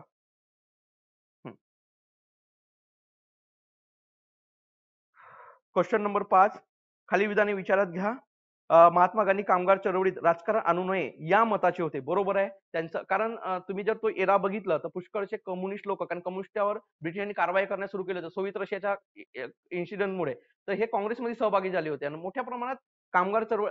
काँग्रेसचा मुख्य ध्येय होता राजकीय, ते म्हणजे काय, भारताला काय मिळवून देणे, स्वातंत्र्य. त्याच्यामुळे कामगार मुवमेंट हे गांधीजीला आवडलं होतं. त्यांनी त्यावेळी हे गांधीजी शब्द वापरले होते. नंतर बघा लाला लजपत राय यांनी काय म्हणलं, संघटित कामगार हाच भांडवलशाही व साम्राज्यावर उतारा आहे. संघटित कामगार व भांडवलशाही साम्राज्यावर तोडगा आहे, असा उतारा आहे, असे कोणी म्हणलं होतं, लाला लजपत रायांनी म्हणलं होतं. बघा ही जी पहिली आयटकचे संमेलन झालेला होता, या संमेलनामध्ये जे अध्यक्ष होते लाला लजपत राय पहिल्या संमेलनाचे, त्याच्यामध्ये एक शब्द खूप व्यवस्थित म्हणलं होतं की संघटित व्हा, चळवळ करा आणि लोकांना शिकवा, हा मंत्र दिला होता लाला लजपत रायांनी. कोणत्या, आयटकच्या. कारण मी तुम्हाला सांगतो हे एक्स्ट्रा का सांगतोय, आयोगाने आतापर्यंत विचारून का झालं आयटकची स्थापना, आयटकचे पहिले अध्यक्ष, त्याचे स्वागताध्यक्ष हे विचारून झालेले आहेत. आता प्रश्न फिरवू शकतात, ते काय फिरवू शकतात, यांनी कोणता संदेश दिलेला होता, संघटित व्हा, चळवळ करा आणि लोकांना शिकवा, हे शब्द लाला लजपत रायांचे होते. हा, त्यामुळे हे स्टेटमेंट बरोबर आहे. नंतर CR दास यांनी म्हणजे राष्ट्रीय चळवळ ही कामगारांच्या चळवळीत झगडा येण्याचे कारण नाही, हे सुद्धा दास यांची स्टेटमेंट आहे. वरील सर्व योग्य. अशा वेळेस शक्यतो व्यवस्थित आहे का पाहायचं, नंतर सोडवायचा आहे असे प्रश्न. हा, नंतर 1893च्या हिंदू मुस्लिम दंग्यात नारायण मेघाजी लोखंडे यांनी घेतलेल्या उत्कृष्ट भूमिकेमुळे, म्हणजे सामंजस्य भूमिकेमुळे सरकारने त्यांना राव बहादूर ही पदवी कोणत्या वर्षी दिलेली आहे किंवा गौरव केलेला आहे, तर ती आहे 1895 या वर्षी. कोणते, नारायण मेघाजी लोखंडे यांचा. तुम्हाला माहिती आहे 1893 1895 ह्या दोन इन्सिडेंट. पहिल्या 1893 ला गणेश उत्सवाला काय झाली होती, सुरुवात झाली होती. आणि धर्म आणि संस्कृती या आधार राष्ट्रवाद वाढवायचा आहे कोणाचं ध्येय होतं, तर लोकमान्य टिळकांचा. धर्म आणि संस्कृती या आधारावर राष्ट्रवाद वाढवायचा हा ध्येय होता लोकमान्य टिळकांचा. 93चा 95 त्यांनी शिवजयंती सुरू केलेली होती, बरोबर आहे. हा, तर त्याच वर्षी जे काही दंगली उसळल्या होत्या, तर त्या दंगलीचं हे 1895 म्हणजे जेव्हा त्यांना बहाल केली होती, राव बहादूर ही पदवी बहाल केली होती. बहुतेक आयोगाने एक प्रश्न विचारलेला होता की शिवाजी जे काही गणेश उत्सव आहे हे कोणत्या राज्याच्या, बंगालच्या कोणत्या उत्सवावरून ते घेण्यात आले होते, दुर्गा उत्सवावरून घेण्यात आली होती, बरोबर आहे. दुसरा एक प्रश्न 1900 मी सांगतो अजून सेट का होऊ शकते. 1906 ला यांना बोलवण्यात आलं होतं बंगालच्या फाळणीच्या, कोणाला, लोकमान्य टिळकांना. कुठं, बंगालमध्ये. तर लक्षात घ्या, तर बंगालला जे काही बोलवलं होतं, तर त्यासाठी जे काही महत्वाचा मुद्दा होता, ते बोलायला कशाला बोलवलं होतं, तर गणेश उत्सवावर बोलवलं होतं त्यांना बोलायला. हे लक्षात ठेवा. हा, नंतर 7वा क्वेश्चन आहे. आयोगाचा येऊन गेलेला अशा प्रकारचा प्रश्न हा. व्यक्ती ओळखा आणि कोण आहेत ते. त्यांच्या वडील गंगाधर शास्त्री यांना सदाशिव उर्फ काशीनाथ उर्फ बापू छत्रे आदर देत. ते अक्कलकोटच्या युवराजाचे शिक्षक होते. अनेक ग्रंथ इंग्रजीतून लिहिणारे ते भारतीय विद्वान होते आणि शिक्षणाचा त्यांचा बापू छत्रेंचा आधार लाभलेला होता. असे व्यक्ती कोण आहे, तर ते कोण आहे, बाळशास्त्री जांभेकर. बाळशास्त्री जांभेकर लक्षात घ्या, एक सगळ्या महाराष्ट्राच्या सगळ्या सुधारणाचे प्रमुख मानले जातात, जनक मानले जातात. म्हणजे एवढे विद्वत्ता, फारसी भाषेत प्रभुत्व, इंग्रजी, संस्कृत सगळ्या भाषेत त्यांचा गणित विषयात प्राबल्य असं. त्यांनी पहिला मराठीतला जो काही हे होता साप्ताहिक, तो कोणता होता, दर्पण. ते 1932 ला सुरू केलं होतं, 40 ला तो बंद पडला आणि दिग्दर्शन काय केलं होतं, सुरू केलेलं होतं. ते बाळशास्त्री कोण होते, जांभेकर. हा, नंतर 8वा क्वेश्चन आहे. गेल ऑमवेल व यदी फडके यांनी ब्राह्मणेतर चळवळीला, बघा ब्राह्मणेतर चळवळीला शेतकऱ्यावर आधारित बहुजन समाजाची चळवळ असे म्हटलेले आहे. हे स्टेटमेंट बरोबर आहे की विचारले आहे. ताराबाई मोडक व अनुताई वाघ ही आदिवासी चळवळीची उल्लेखनीय नावे आहेत. आणि तिसरी स्टेटमेंट राष्ट्रीय सेवा दलाची स्थापना 16 जून 1947 रोजी झालेली आहे. तर बघा पहिली जे गेल ऑमवेल काय फॉरेनर नव्हते, भारतातले, इंडियातलेच होते, महाराष्ट्रीयन होते. तर गेल ऑमवेल, यदी फडके ब्राह्मणे यांनी स्टेटमेंट म्हणलेलं आहे, बहुजनांची चळवळ हे बोललेलं स्टेटमेंट बरोबर आहे. नंतर बघा ताराबाई मोडक आणि अनुताई वाघ. ताराबाई मोडकला गुरुस्थानी अनुताई वाघ मानत होते. म्हणजे अनुताई वाघ ताराबाई मोडकला काय मानत होते? गुरुस्थानी मानत होते. ताराबाई मोडकांचा म्हणजे पहिल्यांदा सगळ्यात मोठा शिक्षणाच्या बाबतीत, एवढं ग्रामीण शिक्षणाच्या बाबतीत, आदिवासी शिक्षणाच्या बाबतीत सगळ्यात मोठा काम आहे ताराबाई मोडक यांचा. तर हेच होते. ठाण्यामध्ये सुद्धा त्यांनी काम केलेलं आहे. दुसरी गोष्ट, हरिजन संघातर्फे ते अमरावतीला गेलेले होते. अमरावतीला गेल्यानंतर म्हणजे बालवाड्या वगैरे याच्यावर जे काम केलं ताराबाई मोडक, तिथला जो आपण म्हणतो ना वरचा पट्टा अमरावतीचा, कोणता तो आदिवासी क्षेत्र आहे, काय मेळघाटचा एरिया, तर तो जे काही तालुके तिकडले एरिया, तिथे ताराबाई मोडकांचा खूप हरिजन संघातर्फे काम केलं होतं यांनी. ठीक आहे. अनुताई वाघ सुद्धा आदिवासींसाठी काम केलं होतं. दोन्ही शिक्षणाच्या बाबतीतच यांनी उल्लेखनीय काम केलं होतं आदिवासींच्या याच्यात. ते स्टेटमेंट बरोबर आहे. राष्ट्रीय सेवक दलाची स्थापना 16 जून 1946 रोजी झालेली होती. तर राष्ट्रीय सेवा दलाची स्थापना 1946 ला नाही तर कितीला झाली होती? 41 ला झाली होती बहुतेक. तर राष्ट्रीय सेवा दलाची स्थापना जे आपण म्हणतोय ते आपले त्याचे म्हणजे नेतृत्व यांच्याकडे होते, एस एम जोशींकडे होते. नानासाहेब गोरे त्याचे काय होते? फाउंडर होते बहुतेक. दोघं तिघं लोक होते त्याचे फाउंडर. त्यामुळे क हा चुकीचा आहे आणि अ आणि ब हा बरोबर आहे. ठीक आहे. त्याचा वर्ष एक्झॅक्टली मी तुम्हाला सांगतोय. हा 4 जून 1941 आहे ना? हा बरोबर आहे. 41. हा 41 आहे. 41. त्यामुळे अ आणि ब बरोबर आहे. हा नंतर क्वेश्चन आहे 9. सन 1972 मध्ये राष्ट्रीय काँग्रेसच्या नेत्या मृणाल गोरे यांनी दिल्लीत महागाईच्या विरोधात लाटणे मोडतात. दिल्लीत नाही, कुठं नेले होते त्यांनी? मुंबईत नेलेले होते. त्यामुळे ही स्टेटमेंट चुकीची ठरते. नंतर बघा दुसरी स्टेटमेंट 73 रोजी चंद्रप्रसाद भट व सुंदरलाल बहुगुणा यांनी लाटणे मोर्चे नाही. हे सुद्धा सरळ सरळ चुकीची ठरते. ठीक आहे. त्यामुळे दोन्हीही चूक आहे.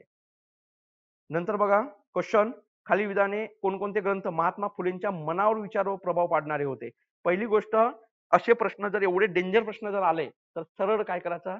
स्किप करायचा. खरंच सांगतोय. कारण आपला पहिला प्रश्न होते, पहिला माइंड काय चालतो आपला, पहिला ग्रंथ कोणाचा असेल, दुसरा कोणाचा असेल, याच्यावरच आपला विचार. हे सगळे ग्रंथ थॉमस पेनचे आहेत, एकाच व्यक्तीचे आहेत. हे सगळेच्या सगळे ग्रंथ एकाच व्यक्तीचे आहेत. बरोबर आहे. त्यामुळे म्हणजे हा आता मी सांगताना तर सोपी वाटते, पण हे सगळे ग्रंथ त्यांचे आहेत ना. सगळ्यात थॉमस पेनचाच प्रभाव कोणावर होता? ज्योतिबा फुलेंवर. त्यामुळे वडील सर्व बरोबर आहेत. आणि दुसरी गोष्ट, जर आपल्याला व्यक्ती एखादी माहित नसेल आणि एखादी संघटना दिली आणि या संघटनेमध्ये खालील व्यक्तींचा समावेश होतो, असा जर प्रश्न विचारला आणि जवळपासचे लोक दिले असतील आणि आपला खूप कन्फ्युजन असते, तर अशा वेळेस प्रश्न मायनस मध्ये जाण्यापेक्षा तो काय करायचा? स्किप करायचा. नाही तर खूप मोठी रिस्क असते. म्हणजे तुम्ही घेऊ शकता. खूप मी तुम्हाला अजूनही सांगतोय, आपल्याला वाटतं की मी हे वाचलंय, ते 2-3च वाचले असतात, बाकीची एक लेडी सुटलेली असते किंवा एखादी व्यक्ती सुटलेली असते. त्यामुळे एवढा कन्फ्युजन होते, मायनस मध्ये जाण्याचं प्रमाण सोडून द्यायचा असा क्वेश्चन हिस्ट्रीला. हा नंतर क्वेश्चन नंबर 11. 1 ऑगस्ट 1920 रोजी लोकमान्य टिळकांच्या निधनानंतर कुठे झाला होता निधन त्यांचा? बिर्ला हाऊस मुंबईला. बरोबर आहे. आणि आयोगाने एक प्रश्न विचारलेला होता, लोकमान्य टिळकांच्या जो शवयात्रा होती, अंतिम यात्रा, त्यांना खांदा कोणी कोणी दिलेले होते? व्यक्ती विचारलेले. एवढे डेंजर विचारते आयोग प्रश्न. तुम्ही आयोगाचा म्हणजे कंबाईनला विचारलेला आहे क्वेश्चन तुम्हाला.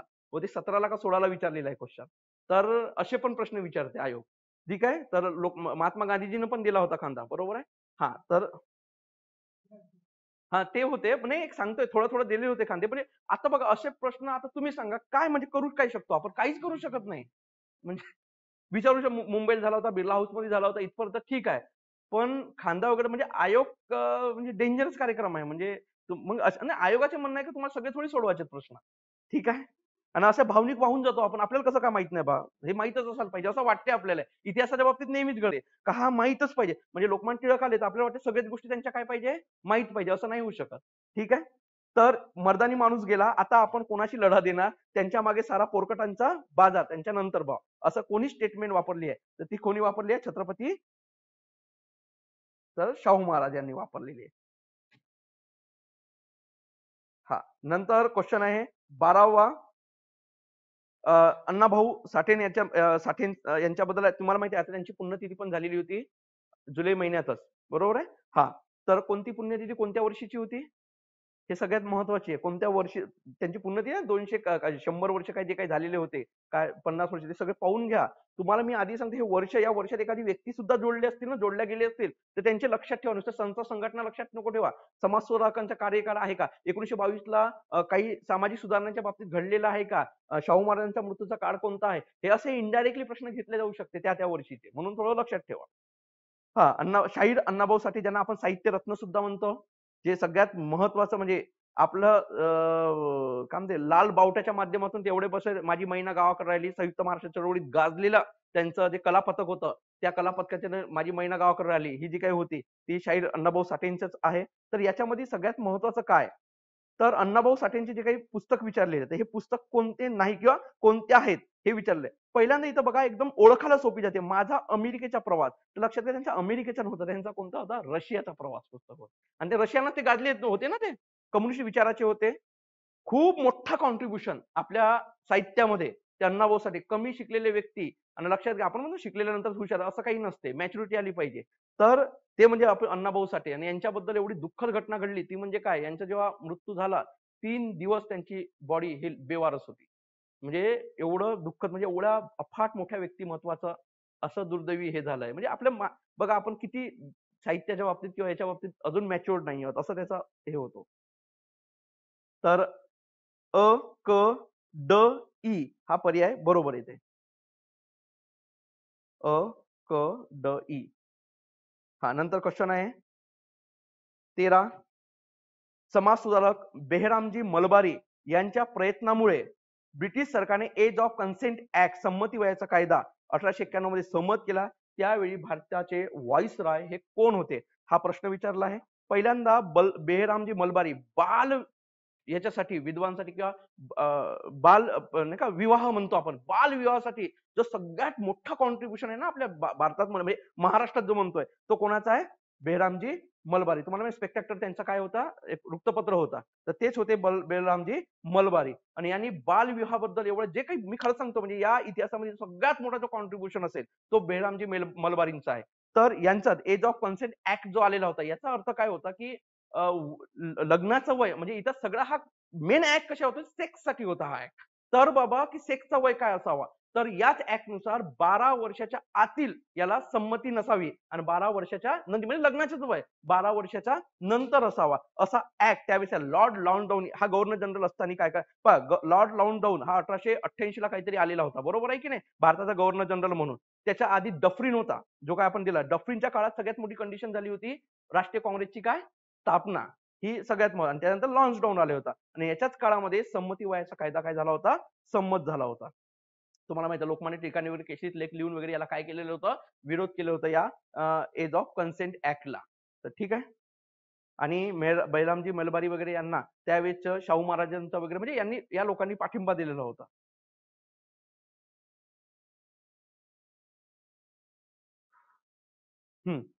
नंतर पुढील विधाने वाचा. म्हणजे वृत्तपत्र कोणाचे आहेत आणि संस्थापक कोण आहे. सोमप्रकाश हे कोणाचा आहे, एक बघा महाराष्ट्रामध्ये इंदू प्रकाश होता महादेव रानडे यांचा, बरोबर आहे. एक इंदू प्रकाश होता. आपण विचारला एक सोमप्रकाश कोणाचा आहे, तर ते होते ईश्वरचंद्र विद्यासागर. पहा बेलराम मेलबारीने बालविवाहासाठी जो काम केलं आहे ना महाराष्ट्रात, तसाच काम बंगालमध्ये ईश्वरचंद्र विद्यासागर यांनी बालविवाहासाठी कुठं केलेलं आहे, बंगालमध्ये केलेलं आहे. ते त्यांनी सोमप्रकाश हा वृत्तपत्र सुरू केलेला होता. महाराष्ट्रामध्ये इंदू प्रकाश होता, कोणी, रानडे यांनी सुरू केलेला. अल हिलाल हे मौलाना अब्दुल कलाम आझाद यांनी सुरू केलेला होता.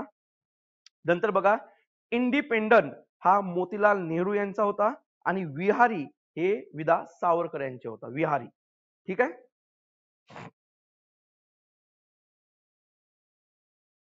हा याचं उत्तर 3, 1, 4 दुसरा. हा, नंतर क्वेश्चन नंबर आपण 15वा बघू.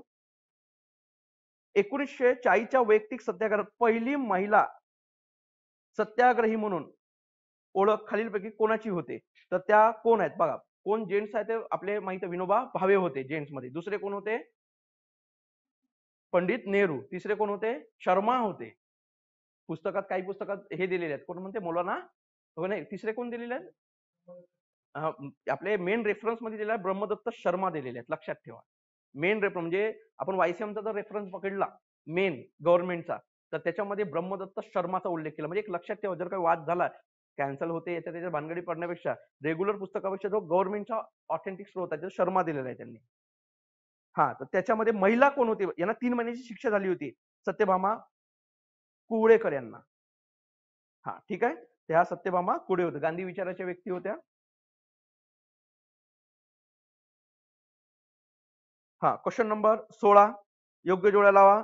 कलकत्ता मदरसा, संस्कृत बनारस विद्यालय. आता हे तुम्हाला माहिती आहे, कलकत्ता बनारस मदरसा हे वॉरन हेस्टिंगने सुरू केलेलं होतं, की जेव्हा बंगालमध्ये पहिल्यांदा ब्रिटिश इस्टॅब्लिशमेंट झाली, ब्रिटिश सत्ता स्थापन झाली, पहिल्यांदा रॉबर्ट क्लाइव्हने जे केली अलाहाबादच्या पहिल्या तहाने, बरोबर ना. अलाहाबादचे किती तह झाले? 2 तह झाले, लक्षात ठेवा. 1765 ला अलाहाबादचा पहिला तह आणि 16 ऑगस्ट 1765 ला अलाहाबादचा दुसरा तह. आणि भारतामध्ये जे ब्रिटिश सत्ता स्थापन झाली तेव्हा अलाहाबादच्या पहिल्या तहाने झाली, एवढं लक्षात ठेवा. ओके.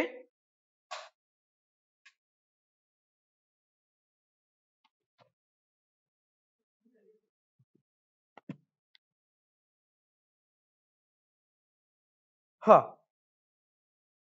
चला.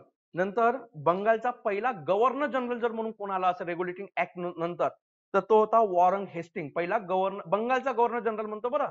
बंगालचा पहिले तसे जे काही president, Bombay presidency, Madras presidency आणि दिल्ली प्रेसिडेन्सी, प्रत्येकाला एक गव्हर्नर असायचा. Bombay presidency governor, Madras presidency governor, Bengal presidency governor.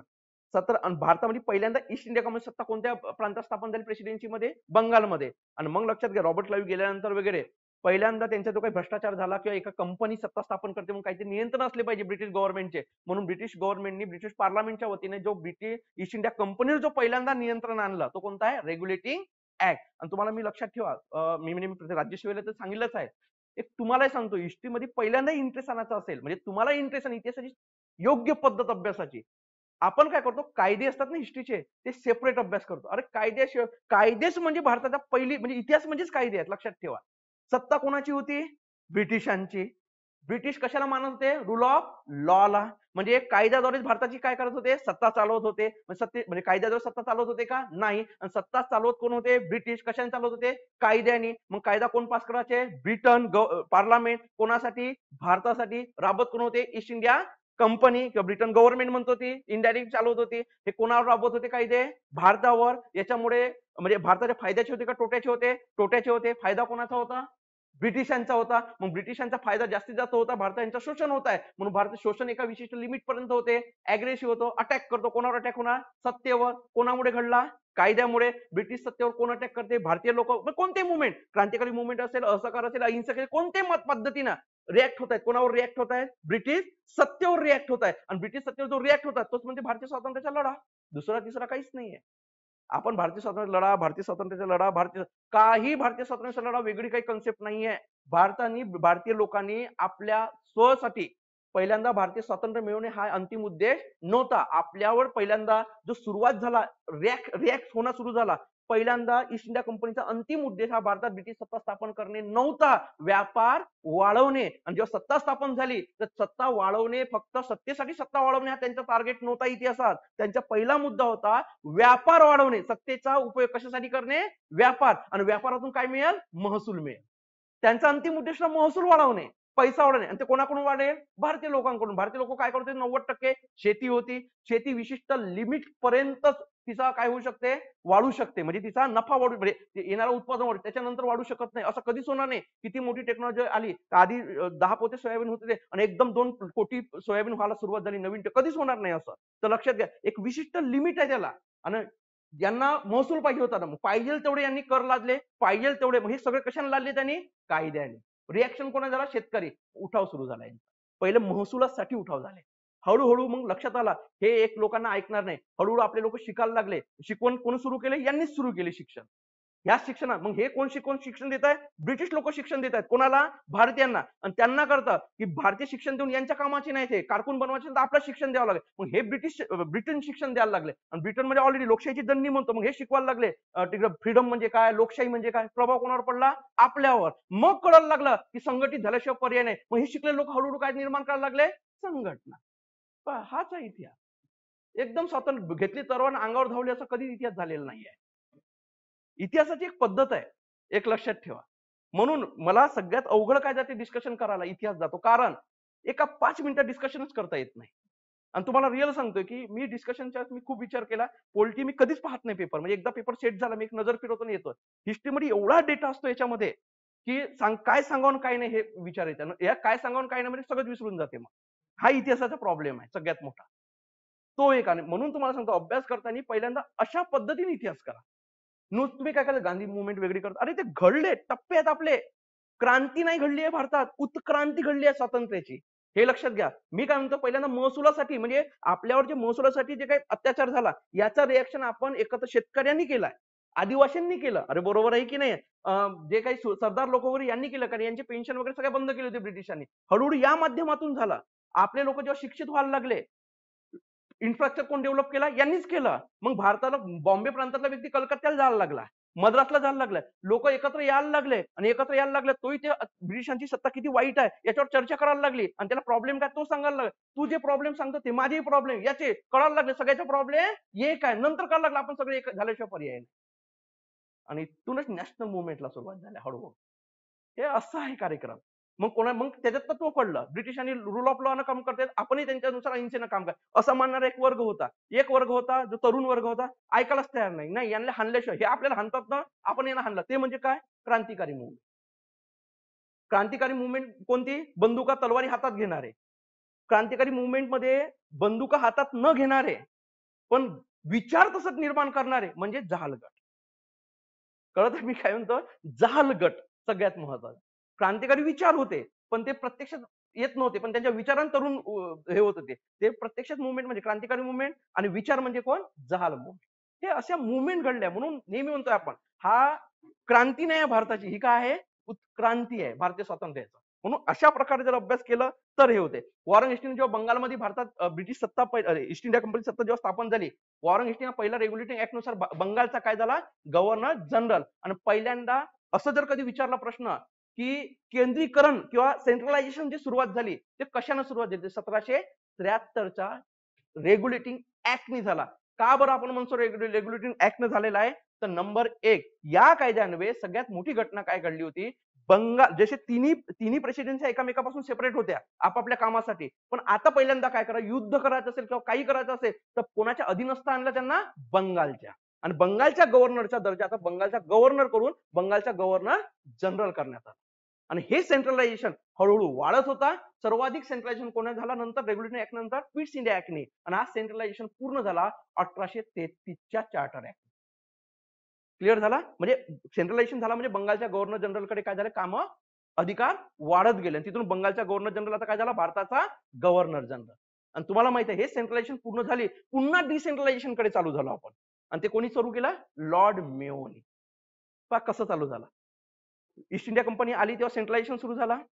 British government आली केव्हा आली? 1858ला. पुन्हा ब्रिटिश गव्हर्नमेंटने काय सुरू केलं?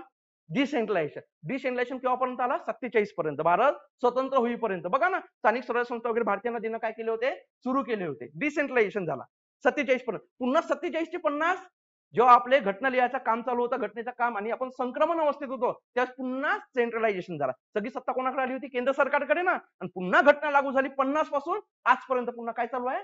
डिसेंट्रलायझेशन. हा इतिहासाचा एरा आहे सगळं. ओके. हा ना, आता तुम्हाला सांगतो, आता म्हणजे प्रश्नाची क्वालिटी, आता त्यांच्या जो राज्यसेवेचे त्यांचे ऑब्जेक्टिव्ह तर नसणार आहे मेन. त्यांच्यामुळे आता जेन ऑब्जेक्टिव्ह तुमचीच राहणार आहे आणि तुमच्यावर आता भडीमार होणार आहे म्हणजे ऑब्जेक्टिव्हचा. त्यांच्याजवळ आता खूप पर्याय आले आहेत, कारण राज्यसेवेची ऑब्जेक्टिव्ह बंद झाली आहे. त्यामुळे हळूहळू तो पॅटर्न तुमच्यावर लागू करतील आता, म्हणजे ऑब्जेक्टिव्हचा. ठीक आहे. हा, वॉरन हेस्टिंगला मग त्याला कर्मचारी पाहिजे होते, म्हणून त्यांनी मदरशामध्ये कलकत्ता एक मदरशा सुरू केला, त्याच्या माध्यमातून शिक्षण करायचं बा. तर हे ते स्थानिक होतं, धर्मावर आधारित होतं, त्यांनी तेवढा हस्तक्षेप केला नव्हतं वॉरन हेस्टिंग. संस्कृत बनारस विद्यालय जोनाथ डंकननं सुरू केलं आहे. हे सगळं पाठांतरच आहे तुम्हाला. बंगाल एशियाटिक सोसायटी विलियम जोन्सचा आहे. इव्हॅन्जेशन संप्रदाय जो होता ते विलियम विल्बरफोर्सचा आहे. जशात तसंच आहे. 16. हा, क्वेश्चन नंबर 17. इंग्रजांचा अंमल महाराष्ट्रात सुरू झाला तेव्हा अर्थव्यवस्था उद्योग प्रधान होती. हा सिंपल आहे, कोणालाही सुटू शकते. एकदम घाई करायचं नाही. ब्रिटिश सत्ता होती तेव्हा आपण पूर्णपणे कशावर डिपेंड होतो रे? शेती. शेती प्रधान होती, त्यामुळे काही सोपी होता. मराठी शाहीत गावे स्वयंपूर्ण होती.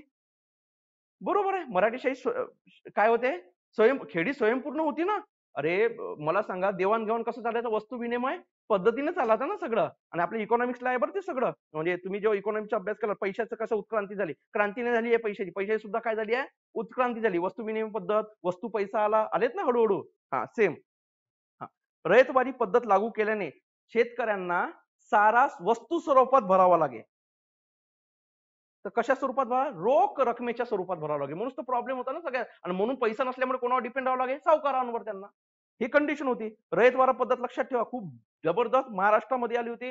रानडेंनी वगैरे सांगितली होती ही पद्धत लागू ठेवा महाराष्ट्रामध्ये असे बोललेले आहे ते. रयत रयत म्हणजे काय? जनता. म्हणजे हे लोक जनता प्रत्यक्ष पहिले कोण देत होते कायमधारा पद्धतीमध्ये? जमीनदार. शेतकरी तर तसेच राहिले. जिथं कसणारा होता तो शेतकरी. आणि ज्याची जमीन होती तो कोण होता? जमीनदार. रयतवारीमध्ये काय जो कसणारा त्यालाच काय केलं? शेती म्हणजे जो कसणारा आहे शेतकरी त्यालाच काय केलं? मालक केलं होतं. रयतवारी पद्धत. मद्रास प्रांत आणि बॉम्बे प्रांतामध्ये लागू केलेली होती ही रयतवारी पद्धत. ठीक आहे. आणि महाराष्ट्रात जेव्हा मराठा साम्राज्य डिक्लाइन झाला त्यानंतर रयतवारी पद्धत आली होती महाराष्ट्रामध्ये. ठीक आहे. तर ही वस्तू स्वरूपात नव्हती तर ही पैशा स्वरूपात होती आणि त्यामुळे पैसा मोठ्या प्रमाणात लादला जात होता. त्यामुळे शेतकरी सावकारांवर डिपेंड कर्जबाजारी प्रमाण वाढलं. पुन्हा ते जसं आहे रोटेशन ते सुरू झालं. तर म्हणून इथं फक्त बरोबर कोण आहे? ब. क्वेश्चन लोकहितवादी गोपाळ हरी देशमुख यांनी त्यांच्या शतपत्रातील 22व्या पत्रात बघा शतपत्रे म्हणून फेमस आहेत कोण? लोकहितवादी. बरोबर आहे की नाही आहे? म्हणजे ते लिहित होते म्हणून. तर त्याच्यामुळे बघा त्याच्यातली विचारलाय 22 हे सगळं स्टेटमेंट आपल्या जो मी तुम्हाला सांगितलं होतं रेफरन्स कोण? वायसीएम. हे मी तुम्हाला जाणून बुजून टाकणार आयोग टाकताय म्हणून असे 2-3 प्रश्न टाकत राहणार आहे. आणि तुम्हाला सांगतो ज्याचा अभ्यास मी रिअल सांगतो अजूनही इतिहासाला अभ्यास होत नाहीये झाला नाहीये खूप दिवसल्यासारखा होता इतिहास. सुरुवात कटून करावं ते कळत नाही. मी त्यांना प्रामाणिक सांगतो खूप रेफरन्स वाचू नका. मी मगाशी फक्त कोणासाठी सांगितलंय तर ज्यांचा अभ्यास झालाय बा तुम्ही दुसरीकडे फक्त फोकस करा. मग ज्यांचा इतिहास खूप कमजोर आहे त्यांनी सायन्स, पॉलिटी, करंट याच्यावर खूप फोकस द्या. नाही तर मग कसं मी सांगत आहोत पुस्तकं आणि तुम्ही पूर्णपणे पोथे लिहित आहात. आणि नंतर कळला एम ए पीएचडी आपला कार्यक्रम सुरू झालेला आहे. काही फायदा होत नाही आणि इथलं एम ए इथं चालत नाही या कंडिशन मध्ये. माझा तर काहीच इतिहासाचा माझा काहीच संबंध नाही. पहिलं म्हणजे माझं ग्रॅज्युएशन पण नाही याच्यामध्ये. तर हे आहे ठीक आहे. तर यांनी या 22व्या पत्रात ऊर्जित होण्यास ज्या अडचणी आहेत त्यातील खालीलपैकी कोणत्या 3 मुख्य दिसतात असे सांगितलेले होते. तर कोणते 3 दिसतात? जात. बरोबर आहे की नाही? देशाचे ऊर्जित होण्याचे कळतंय ना? तो काय म्हणजे अडचणी ज्या आहेत म्हणजे देश जो डेव्हलप होतो किंवा काही होतं त्यासाठी अडचणी काय काय आहेत त्यामुळे कोणत्या 3 बाबी त्यांनी त्या 22व्या पत्रात नमूद केलेल्या आहेत. हे लक्षात घ्या. याच्यापेक्षा जास्त प्रश्न फिरवणार नाही. आलं तर आयोग असंच टाकणार. कारण तो तेवढंच त्या याच्यामध्ये दिलेला आहे. तेवढाच पाठ दिलाय. त्यामुळे हे लक्षात ठेवा 22व्या पत्रात काय म्हणलंय. तर जात सांगितलं जातीमुळे आपण ऊर्जित होऊ शकत नाही. अडचण आहे आपल्या भारताची.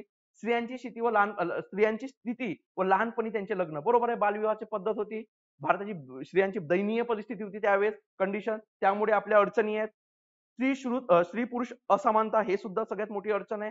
त्यामुळे हे 3 कारण होते 3 मुख्य बाबी ज्यामुळे आपल्या ऊर्जित अवस्थेला काय निर्माण होत आहेत? अडचणी निर्माण होते असे लोकहितवादी गोपाळ हरी देशमुख म्हणत होते. पाश्चात्य शिक्षण तर असूच शकत नाही. उलट पाश्चात्य शिक्षण काय म्हणजे यस गरजेचं आहे. आणि तुम्हाला माहित आहे भारतामध्ये पाश्चात्य शिक्षणाला म्हणजे तुम्हाला माहित आहे लॉर्ड कर्झनच्या वेळेस 1833 ला एज्युकेशन जो लॉर्ड मेकॉलेच्या अध्यक्षतेखाली काय स्थापन झाली होती? पहिला लॉ कमिशन तर झालं होतं सॉरी एक तर झाली होती एज्युकेशन कमिशन आली होती तीच होती ना. दुसरी होती कोण? वुड्स बरोबर 54चा आणि तिसरा होता हंटर कमिशन. हंटर कमिशन तर टर्निंग पॉईंट आहे. तुम्ही काय करायचे 3-4 जे शिक्षण संबंधित एका खाली एक नोट काढूनच टाकायचे सगळे वन लाइनर मध्ये. कारण हे कंटिन्यू विचारते आणि आयोगाने इथपर्यंत विचारलं रमाबाई रानडेची स्टेटमेंट काय? हंटर कमिशन समोर ज्योतिबा फुलेंची काय? मग अशा वेळेस काय करा महात्मा ज्योतिबा फुले हंटर कमिशन मध्ये साक्ष काय काय पॉईंट आहेत आणि काय करायचं त्याच्या बाजूला रमाबाई रानडेंची स्टेटमेंट काय म्हणजे तुलना करायला काय होते सोपी. आपण काय करतो ज्योतिबा फुलेंच्या याच्यामध्ये हंटर कमिशनची स्टेटमेंट काय वापरले होते म्हणजे हंटर कमिशन समोर साक्ष ते करत बसतो इकडे येतपर्यंत विसरून जातो. बरोबर आहे. म्हणून अशा काही तुलनात्मक हिस्ट्रीला अभ्यास करा. जिथं आला तिथं हे असे रमाबाई रानडेंनी काय म्हणलं कारण हे दोनच लोक खूप महत्वाचे ज्यांनी साक्ष दिली होती हंटर कमिशन समोर. सगळ्यात महत्वाची प्राथमिक शिक्षणाला महत्व दिलं होतं ज्योतिबा फुलेंनी हंटर कमिशन मध्ये आणि यांनी सांगितलं प्राथमिक आणि काय माध्यमिक शिक्षणाला महत्व दिले होते. कोणी पण सक्तीचं करा म्हणजे डायरेक्ट प्राथमिक आणि माध्यमिक. दुसरी गोष्ट स्त्रियांचे शिक्षण वाढवण्यासाठी स्त्रियांना शिष्यवृत्त्या द्या त्यांच्या शिक्षणासाठी. हे स्टेटमेंट सुद्धा कोणाची आहे? स्त्री शिक्षण स्त्री अध्यापिक शाळा स्थापन करा त्याच्यामध्ये स्त्रियांनाच काय करा नेमणूक करा. हे सुद्धा पंडिता रमाबाईंचे स्टेटमेंट होते. आणि भारतामध्ये राजाराम मोहन राय तुम्हाला मी म्हणलं होतं ना की 1833 ला जेव्हा लॉ कमिशन आला, 34 ला आपला सॉरी लॉ कमिशन तर आला, एज्युकेशन कमिशन त्यासमोर चालू होतं ना, कोणता एज्युकेशन चालू करायचा, पाश्चात्य ठेवायचा आहे की स्थानिक भाषेतून द्यायचा आहे. तेव्हा राजाराम मोहन रायांचं सरळ मत होतं की आतापर्यंत आम्ही देशी शिक्षण घेतो ना, आमची अवदशा काय झाली आम्हाला माहित आहे. आम्हाला कशाची गरज आहे आता? पाश्चात्य शिक्षणाची. आम्हाला जॉन स्टुअर्टची गरज आहे, आम्हाला रसलेची महत्व आहे, आम्हाला हे पाश्चात्य फिलॉसॉफी आम्हाला शिकायची आहे. आणि त्यांनी पाश्चात्य शिक्षणाला महत्व दिलं होतं. कोणी? राजाराम मोहन राय. आणि महाराष्ट्रात पाश्चात्य शिक्षणाला महत्व देणारे आपले मगाशी होते बाळशास्त्री जांभेकर, हे दुसरे व्यक्ती महाराष्ट्रात. हे लक्षात ठेवा. ओके. अब क पहिला स्टेटमेंट बरोबर आहे. हा नंतर आहे सरोजिनी नायडू यांच्या काव्य संग्रहाची खालील पर्यायातून योग्य निवड करा. तर सरोजिनी नायडू बद्दल प्रश्न आहे हा. भारतीय स्वातंत्र्य लढ्यामध्ये त्यांचा सहभाग होता. आंध्र प्रदेशच्या होत्या. धारासनामध्ये गुजरातमध्ये मोठ्या प्रमाणात त्यांचं काम आहे सविनय कायदेभंग चळवळीच्या वेळेस. नंतर तुम्हाला माहित आहे बिहार मधून ते कॉन्स्टिट्यूशन असेंब्लीवर काय होत्या निवडून आले. एकमेव बिहारच्या महिला सदस्य होत्या. कोण? सरोजिनी नायडू. आणि स्वतंत्र भारतानंतर तुम्हाला माहित असेल त्यावेळेस तर बहुतेक युपीचे ते राज्यपाल पण राहिलेले आहेत. त्या सरोजिनी नायडू. त्यांच्या पुस्तकाबद्दल आहे सोनेरी उंबरठा त्यांच्यात आहे तुटलेला पंख आणि कालपक्षी. आणि त्यांना भारताच्या गान काय म्हणतात त्यांना कोकिळा काय बरोबर आहे. हे त्यांनाच म्हणले जाते. विश्ववृत्त हे जे कादंबरी हे आहे ना त्यांचा जे म्हणजे कादंबरी आहे ही त्यांची नाही आहे, तर ही आपल्या महाराष्ट्रातले ते व्यक्ती होते ज्यांना राष्ट्रीय शिक्षणाचे जनक नाही, राष्ट्रीय शिक्षणाचे प्रणेते म्हणले जाते. राष्ट्रीय शिक्षणाचे ते होते कोण? एक मी तो नाव नेहमीच विसरतोय. विजापूरकर यांची पुस्तक होती राष्ट्रीय शिक्षणाच्या. विजापूरकर. आणि विजापूरकरांचा संबंध एकदम येथे छात्र जगद्गुरु पीठाशी संबंधित. कारण त्यांनी सुद्धा यांनी विरोध केले होता. लोकमान्य टिळकांच्या बाजूने उभे होते. कोण? विजापूरकर. हे लक्षात ठेवा. आणि विजापूरकरांचा विश्ववृत्ती कादंबरी आहे. त्यांची एक पुस्तक होती, आता मला ते आठवत नाही. त्यांची पुस्तक जेव्हा बंद म्हणजे पुस्तक म्हणतो वृत्तपत्र होता तो बंद पडत होता. हे कोणाचे मित्र होते? लोकमान्य टिळकांचे. विजापूरकर टिळकांचे मित्र होते. कोणाच्या विरोधात उभे होते? शाहू महाराजांच्या. कोणत्या इश्यूच्या वेळेस? छात्र जगद्गुरूच्या जो काही झाला होता इश्यू म्हणजे ब्राह्मणत्व चळवळीचा जो काय टर्निंग पॉईंट त्यावेळेस लोकमान्य टिळकांच्या बाजूने होते, म्हणजे शाहू महाराजांच्या विरोधात होते. पण जेव्हा यांच्या वृत्तपत्र डगमगायला लागला खूप मदत कोणीच केली नाही. इव्हन लोकमान्य टिळकांनी सुद्धा यांना मदत केली. त्यावेळेस शाहू महाराजांनी यांना मदत केली होती. या एवढा विरोध करून सुद्धा या माणसाला मदत केली होती शाहू महाराजांनी. Great personality Shahu Maharaj. नंतर 20 खाली काही ग्रंथसंपदा दिलेली आहे. इथं उत्तर फक्त काय येणार? अ ब क. नंतर खाली काही ग्रंथसंपदा दिली आहे, त्यांचे लेखन कोणत्या सुरकाने केलेले आहे ते ओळखा. सिद्धांत रत्नमाला, नाशिक क्षेत्राची यात्रा, वेदांत काय आहे, पंढरीच्या हिंदू धर्माचे हे सगळे जे काही ग्रंथ आहेत ते कोणाचे आहेत? ते कोणाचे आहे? बाबा पद्मजी. आणि तुम्हाला वाटतं एवढे हे प्रश्न विचारला आहे आयोगाने अशा टाईप खूप ग्रंथ दिला व्यक्ती ओळखा विचारलेला आहे. ते बाबा पद्मजी ज्यांना यमुटा पर्यटन ज्यांनी लिहिलेलं आहे तेच होते बाबा पद्मजी. ठीक आहे.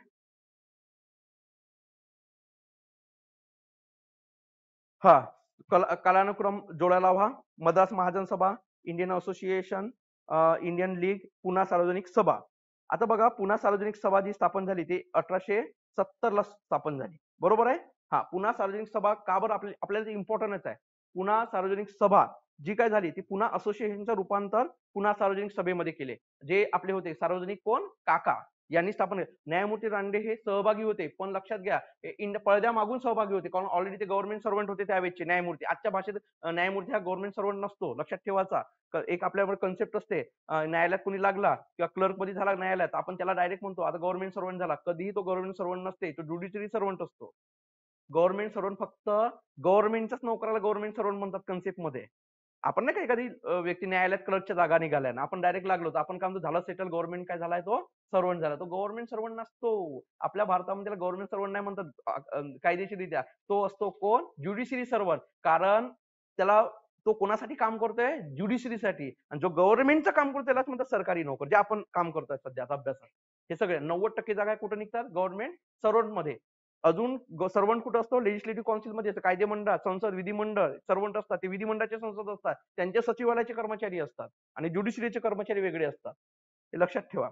तर हे पुणे सार्वजनिक सभा होती. पुणा असोसिएशनचे रूपांतर पुणा सार्वजनिक सभेत झाली होती. आणि तुम्हाला माहित असेल तर एक पर्वती जो काही होता हा ट्रस्ट होता आपला पर्वतीचा, त्याच्यामध्ये भ्रष्टाचार झाला होता. त्याच्यामधून ही चौकशी करण्यासाठी ही सभा स्थापन झालेली होती. तर ती होती कोणी केलेली होती? तर आपले सार्वजनिक काका यांनी स्थापन केली होती.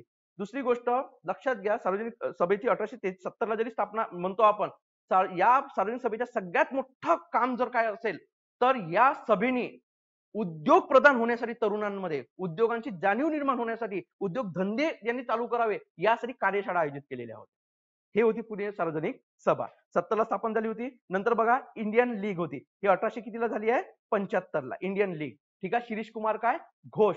बंगाली तरुणांमध्ये, शब्द कसा आहे? बंगाली तरुणांमध्ये, हा, नाही तर भारतीय तरुणांमध्ये येते पर्याय. बंगाली तरुणांमध्ये राष्ट्रवादाची, राष्ट्रभावाची शिक्षण द्यावं म्हणून इंडियन लीगची काय केली होती? शिरीष कुमार घोष यांनी स्थापना केलेली होती. याचा वृत्तपत्र होता आनंद बाजार पत्रिका. आणि तुमच्यासाठी सांगतो, राज्यसभेवर बोललेलं होतं, आनंद बाजार पत्रिका म्हणजे तुम्हाला आजची जो फेमस आहे एबीपी न्यूज नाव ऐकलंय? ते एबीपी न्यूज म्हणजे दुसरी तिसरं काही नाही, आनंद बाजार पत्रिका तिचा फुल फॉर्म. तिचा एवढी इतिहास आहे तिचा. हा, आनंद बाजार म्हणतो, अमृत बाजार पत्रिका, सॉरी, अमृत बाजार पत्रिका. एबीपी न्यूज ऐकलं असेल ना आपला भयानक. ते ब्रिटिशांना विरोधात हे करण्यासाठी तिनं काय केलं होतं? ते पत्रिका सुरू केली होती. आज भारताच्या बाजूने, सरकारच्या बाजूने राहते आजची पत्रिका, बरोबर आहे? तर ती हे पत्रिका अमृत बाजार पत्रिका, तिचा इतिहास ते होती, इंडियन लीगची होती, लक्षात ठेवा. आणि त्याच्या माध्यमातून हे चाललं. शिरीष कुमार घोष यांनी हे केलं होतं. नंतर इंडियन असोसिएशन. तर इंडियन असोसिएशन 1876 ला झाली. सूर्यनाथ बॅनर्जी सचिव होते, आनंद मोहन बोस. आता बघा, मला इथं डेटा सांगल्याशिवाय पर्याय नाही. आता तुम्ही एक मगाशी सांगितलं होतं की एक राष्ट्रव्यापी चळवळ असायला पाहिजे, बरोबर आहे? अशी जी भावनेने सुरुवात झाली तर ती कोणती होती? Indian association. तुम्हाला माहित आहे त्यांचा एक इश्यू झालेला होता, ऑल इंडिया सर्व्हिस जे काही सुरू झालेली होती, अखिल भारतीय सेवा. 1853च्या याच्यानुसार, चार्टर्ड ऍक्ट नुसार ती चालू केलेली होती, अखिल भारतीय सेवा. त्याच्यामध्ये आयसीएस परीक्षा म्हणतो ना आपण त्यांना, सॉरी अखिल भारतीय म्हणतो, तेच होती, बरोबर आहे, इंडियन सिव्हिल सर्व्हिस. त्या इंडियन सिव्हिल सर्व्हिस मध्ये क्षुल्लक कारणावरून त्यांना काढून टाकण्यात आलं होतं ना, हा अन्याय होता. त्याच्यामुळे, आणि आयसीएस परीक्षा काय बंगालपुरतीच होती का? नाही, जिथे ब्रिटिश सत्ता आहे तिथपर्यंत होती. म्हणून जिथं आयसीएस परीक्षेचे तरुण म्हणजे याच्यापासून मुक्त आहे, सगळ्यांवर जागृती निर्माण करणं हे एक संघटना, म्हणजे एक वारे चालू केले होते. ते म्हणजे सूर्यनाथ बॅनर्जी होते. ती संघटना होती इंडियन असोसिएशन. 1876 ला त्यांचं वृत्तपत्र होतं बंगाली, हे वृत्तपत्र होतं. मी तुम्हाला थोड्या वेळात एक काय करतो, जसा लेक्चर झाला सरांच्या टेलिग्रामला किंवा माझ्या टेलिग्रामला याच्यावर एक नोट्स आहे, इंडियन असोसिएशन पुन्हा सार्वजनिक सभा इन डिटेल काढलेले आहेत, मी काढलेले होते. तर ते मी तुम्हाला सेंड करतो, आताच करतो थोड्या वेळात, ठीक आहे? सरांच्या याला झाल्या किंवा माझ्या याला करतो. हा, तर हे होती 76 ला. आणि मद्रास महाजन सभा जी होती, सुब्रमण्यम अय्यर वगैरे यांनी स्थापन केलेली होती. तर हे सुब्रमण्य अय्यरनी जी स्थापन केली होती, ही केव्हा केली होती? 1887 का काहीतरी स्थापन झाली होती, 84, सॉरी, ही स्थापन झाली होती. त्याच्यामुळे क ड ब अ, क ड ब अ, चौथा पर्याय बरोबर आहे. हा, नंतर 22वा क्वेश्चन, खालील घटनांचा योग्य कालानुक्रम लावा. विठ्ठलभाई पटेल केंद्रीय कायदेमंडळाचे प्रथम भारतीय अध्यक्ष बनले. आपल्याला काही चुकीचं काही बरोबर नाही, कालानुक्रम लावायचा आहे आपल्याला. सूर्यनाथ बॅनर्जी, हे बघा, जे कायदेमंडळाचे अध्यक्ष झाले होते ते झाले होते 1925 ला. आता तुम्हाला मी सांगायचं, सगळ्यात मध्ये 1919 चा कायदा आला होता, बरोबर आहे? भारत सुशासन कायदा आला होता. म्हणजे कायदा, या कायद्याने पहिल्यांदा सगळ्यात महत्वाची घटना काय घडली होती भारतामध्ये, की जो होता स्टेटचा जो विषय होते, म्हणजे स्टेट हा म्हणजे स्टेटचा जो हे होता प्रांत, प्रांतामध्ये काय होणार, भारतीयांना आम्ही काय करू, सहभाग. भारतीयांची मागणी होती, आमच्या केंद्रीय कायदेमंडळात आम्हाला प्रवेश द्या भारतीयांचा. यांनी मागणी कुठं मान्य केली होती? राज्यामध्ये. राज्यामध्ये काय केले, जे खाते होते म्हणजे मिनिस्टर आम्ही बनवू कोणाला, भारतीयांना, पण सोपियो आणि राखीव त्यांनी केलं होतं.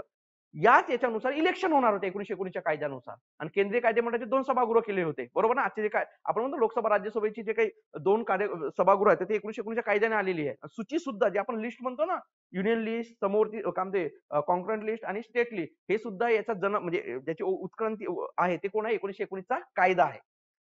तर या कायद्यानुसार भारतात इलेक्शन होणार होत्या. त्या इलेक्शननुसार तुम्हाला माहिती आहे केंद्रीय कायदेमंडळामध्ये प्रमुख विरोधी पक्ष झाला होता, कोण? स्वराज्य पक्ष. आणि एवढा काही काम झालं त्याच्यानंतर, तर यांना अध्यक्ष म्हणून जो काही केला होता त्या केंद्रीय कायदेमंडळात, तो विठ्ठलभाई पटेल, पण 25 ला झाले होते. ते हे 25 चा लक्षात ठेवा. बॅनर्जीने 1899 ला कलकत्ता नगरपालिका विधेयक संशोधित केले होते, बरोबर आहे? लॉर्ड कर्झननी जे काही नगरपालिकेवर काय आणले होते, काही मर्यादा आणले होते अधिकारांमध्ये, भारतीय लोकांचे जे काही नगरपालिका होते ते संशोधित विधेयक मांडला होता त्याच्या विरोधात. ते म्हणजे सूर्यनाथ बॅनर्जी होते. ऑलरेडी इथं दिलेला आहे 99, ठीक आहे? लाहोर कटातील आरोपी जतीन दास 64 दिवसाच्या उपोषणानंतर प्राणत्याग केला होता. बंगालचे होते जतीन दास, लाहोरच्या कारागृहात अटक झाली होती. आणि तुम्हाला माहिती आहे लाहोर कट मध्ये सुभाषचंद्र बोस म्हणजे तुम्हाला हिंदुस्थान रिपब्लिक सोशलिस्ट जे काय असोसिएशन होती, जो नंतर नाव दिलं होतं सुभाष बाबूंनी, त्याच्यामध्ये मेन नाव होते सुभाष बाबू वगैरे, म्हणजे सॉरी सुभाष बाबू म्हणतो, सॉरी भगत सिंग, बरोबर आहे ना. तर हे सगळ्यात महत्वाचा हा जो काही उपोषणाचा जो इश्यू झालेला होता, हा इश्यू तुम्हाला माहिती आहे हा जो इश्यू झाला 1929 आहे. हा इश्यू कशासाठी झाला होता की राजकीय कैदी आणि गुन्हेगार कैदी याच्यातला ब्रिटिश सरकार काय करत नव्हती, भेद करत नव्हती. म्हणजे गुन्हेगार हे जे काही सगळे कैदी होते, भगतसिंग होते, राजगुरू सुखदेव वगैरे हे जे होते, जतीन दास वगैरे सगळे होते, ते यांना काय केलं, गुन्हेगारी कैद्यांसारखी वागणूक देत होती. आम्हाला राजकीय कैदी म्हणून वागणूक द्या, यासाठी यांनी उपोषण केले होते. भगतसिंगांनी सुद्धा उपोषण केलं होतं. 116 दिवस भगतसिंग उपोषणात होते. नंतर त्यांच्या वडिलांच्या आणि काँग्रेसच्या याच्यामुळे त्यांनी माघार घेतली या उपोषणापासून 29 ला. तर लक्षात घ्या, या सप्टेंबर 1929 ला सप्टेंबर 1929ला 64 दिवसाच्या आमरण उपोषणानंतर जतीन दासांचा मृत्यू झाला, लाहोरच्या त्या कारागृहामध्ये झाला. ठीक आहे, तर ही 1929 ची कंडिशन आहे. हा, तर पहिला कोणता येणार, साहजिक ब अ क असा पाहिजे, ब अ क पहिला.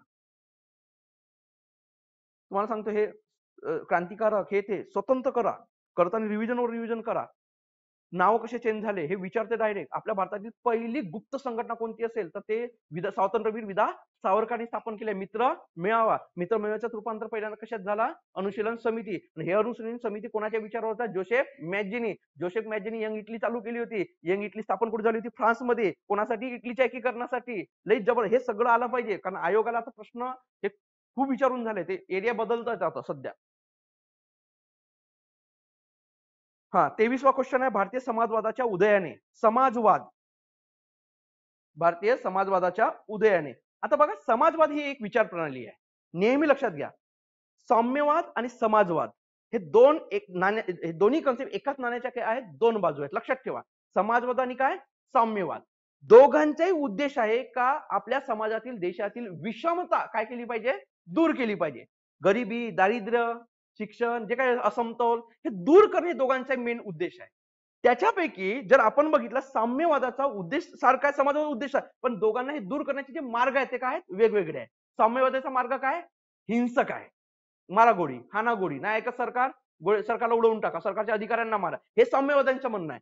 समाजवादांचं काय, ही विषमता दूर करण्यासाठी कशाचा वापर करणे, अहिंसक मोर्चे काढणे, उपोषण करणे, हे काम कोणाचे आहे, समाजवादाचे. पण याच्यात आयडियोलॉजी लक्षात ठेवा, समाजवादाचा मेन उद्देश काय आहे तर लक्षात घ्या, समाजातील काय करणे, विषमता दूर करणे. मग यांच्या उदयाने काय घडलं भारताच्या याच्यात, तर सगळ्यात महत्वाची, शेतकरी कामगाराचे लढे तीव्र बनले. हे होऊ शकते, बरं उत्तर मी अजूनही सांगतो, होऊ शकते, म्हणजे उत्तर चुकीचं आहे असं नाही. 42च्या स्वातंत्र्य आंदोलन अधिक प्रभावी बनले, याचा काही संबंध नाही इथं. राजकीय स्वातंत्र्याला सामाजिक आर्थिक आशयाची काय मिळाली, जोड मिळाली. बघा काय म्हणते, विषमता दूर करणे, कोणती विषमता, समाजातील विषमता ना. गरिबी कशी समजा, समाजाशी सामाजिक आहे ना इश्यू तो. अरे गरिबी ही आणि अशिक्षितता, स्त्री असमतोल, हे काय आहे, सामाजिक इश्यू आहे ना. गरिबी का वाढली आहे, पैशामुळे वाढली आहे, म्हणजे काय झालं, आर्थिक इश्यू झाला. म्हणजे आर्थिक सामाजिक इश्यूला या सामाजिक म्हणजे काय म्हणतात, समाजवादाच्या उदयाने कसं काय मिळाला, कोणता प्लॅटफॉर्म मिळाला, राजकीय प्लॅटफॉर्म मिळाला. म्हणून पर्याय 3 हा एकदम त्याच्या जवळचा उत्तर येते, म्हणून हा उत्तर आपण दिलेला आहे. ठीक आहे, पहा लक्षात घ्या, आता वैचारिक लेवलवर अभ्यास करणं सुरू करा. आयोगाने खूप मोठा चान्स दिला, हाच वर्ष बदल करायचा आहे स्वतःमध्ये, पुढच्या वर्षीपासून सगळं बदल होणार आहे. म्हणजे राज्यसेवेचा पॅटर्न तर चेंज झाला आहे, कंबाईनचा पॅटर्न चेंज राहणार असाच, पण आता तो राज्यसेवेचा जो मेनचा पॅटर्न आहे तो तुमच्यावर लादणार, ते आणणार ते. आणि तुमच्या वैचारिक असलंच पाहिजे. इतिहास मी आतापर्यंत का नाही शिकवायला खूप धजावत, म्हणजे जास्त शिकवत का नव्हतोय, म्हणजे मी माझे सीमित पोर असायचे माझे, मी काही कधी ऍडव्हर्टाईज बी केली नाही, पण एक गोष्ट सांगतोय, कारण आयडियोलॉजी शिकवणारा माणूस होतो, आणि आता आयडियोलॉजी चालणार आहे 23 पासून सगळी. असं काय वाय आणि वाय नाही, इतिहास म्हणजे का नाही झाला याच्यावर चालते. आतापर्यंत सगळं फॅक्च्युअल होता, कोणाचा जन्म कुठे झाला ते मला जमत, पाठांतरच होत नव्हतं मला. पहिली गोष्ट माझा इश्यूच तो होता. तुम्ही आयडियोलॉजी विचारला सगळं सांगतोय, तर हा इश्यू आता बदल होता ना, आता तुम्हाला असा अभ्यास करायचा. आता जुन्याचा कोणी शीट घ्या, वाचून देतो, अंडरलाईन करा असं होणार नाही. आता तुम्हाला तो पहिल्यांदा आयडियोलॉजिकली इतिहास लक्षात ठेवावा लागेल, त्यानंतरच पुढची पायरी होऊ शकते तुमची. हा, नंतर क्वेश्चन आहे 24वा, ईस्ट इंडिया कंपनीच्या राजवटीत 57-58 पर्यंत राजवट होती त्यांची, प्रसंगी दिली जाणारी मदत अत्यल्प असून ती पीडित जनतेपर्यंत पोहोचत नसे याच्या नोंदी, म्हणजे जी काही त्यांच्या मदत होत असेल, म्हणजे दुष्काळाचा फंड असेल किंवा इतर कोणताही फंड असेल, हे जे लोकांपर्यंत पोहोचत नाही याच्या नोंदी खालील कोणत्या कादंबरीत केलेल्या आहे? बघा, असा जर प्रश्न आला, येत नसेल तर डायरेक्ट सोडा, नाही तर जवळून उत्तर काय पडायचं? पॉवर्टी अन ब्रिटिश रूल ही दादाभाई नौरोजींची होती. यांनी संपत्तीचं निस्सारण सांगितलेलं आहे. आणि अजून सांगतो, धर्मविवेचन जी पुस्तक आहे ना दादोबा पांडुरंगांची, आता तुम्हाला वाटेल याच्यात धर्माचं सगळं सांगितलेलं आहे, पण याच्यामध्ये सुद्धा त्यांनी संपत्ती निस्सारांची कन्सेप्ट सांगितलेली आहे काही प्रमाणात. हे लक्षात ठेवायचं. म्हणून ही संपत्तीचे निस्सारण डायरेक्ट सांगितले आहे, की भारतामध्ये ब्रिटिश ईस्ट इंडिया कंपनी कसं संपत्तीचे निस्सारण म्हणजे काय, शोषण करते, कशी इथून भारतातली जी इकॉनॉमी पूर्ण डाऊन करून ठेवले, स्वयंपूर्ण खेड्या पूर्ण उद्ध्वस्त करून टाकले. तर हे पॉवर्टी अन ब्रिटिश रूल याच्यामध्ये सांगितलंय. तर हे लक्षात घ्या, बंकिमचंद्र चॅटर्जी, आनंद मठ आणि हंटर यांची, डब्ल्यू हंटर नावाचे व्यक्ती, the annuls of rural Bengal या कादंबरीमध्ये डब्ल्यू हंटर यांची होती. या पुस्तकामध्ये दुष्काळाच्या वेळेस जे काही दुष्काळ समित्या वगैरे होते, यांनी जे काही सांगितले, शिपर एवढा पैसा द्या, एवढा आहे, ते पोहोचत नाही, याच्या नोंदी या 2 पुस्तकात. ठीक आहे. ब आणि क.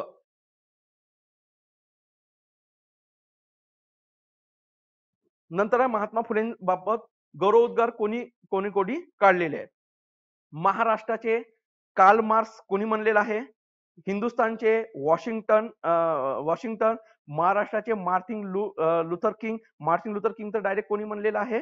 हा राजश्री शाहू महाराज यांनी म्हणले आहे, बरोबर आहे.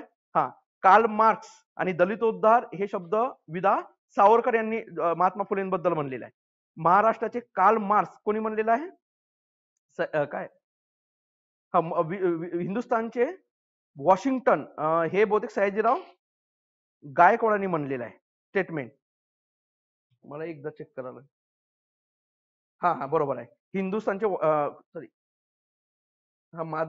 महाराष्ट्राचे कार्ल मार्क्स हे बादराव बागलनं म्हणलेलं आहे, आणि हिंदुस्थानचे वॉशिंग्टन सयाजीराव गायकवाड आणि राजर्षी शाहू महाराजांनी महाराष्ट्राचे मार्टिन लुथर किंग म्हणलेलं आहे. ठीक आहे, बरोबर आहे. स्टेटमेंट बद्दल कोणाबद्दल काय बोललेले आहे? याचं उत्तर पहिलाच आहे.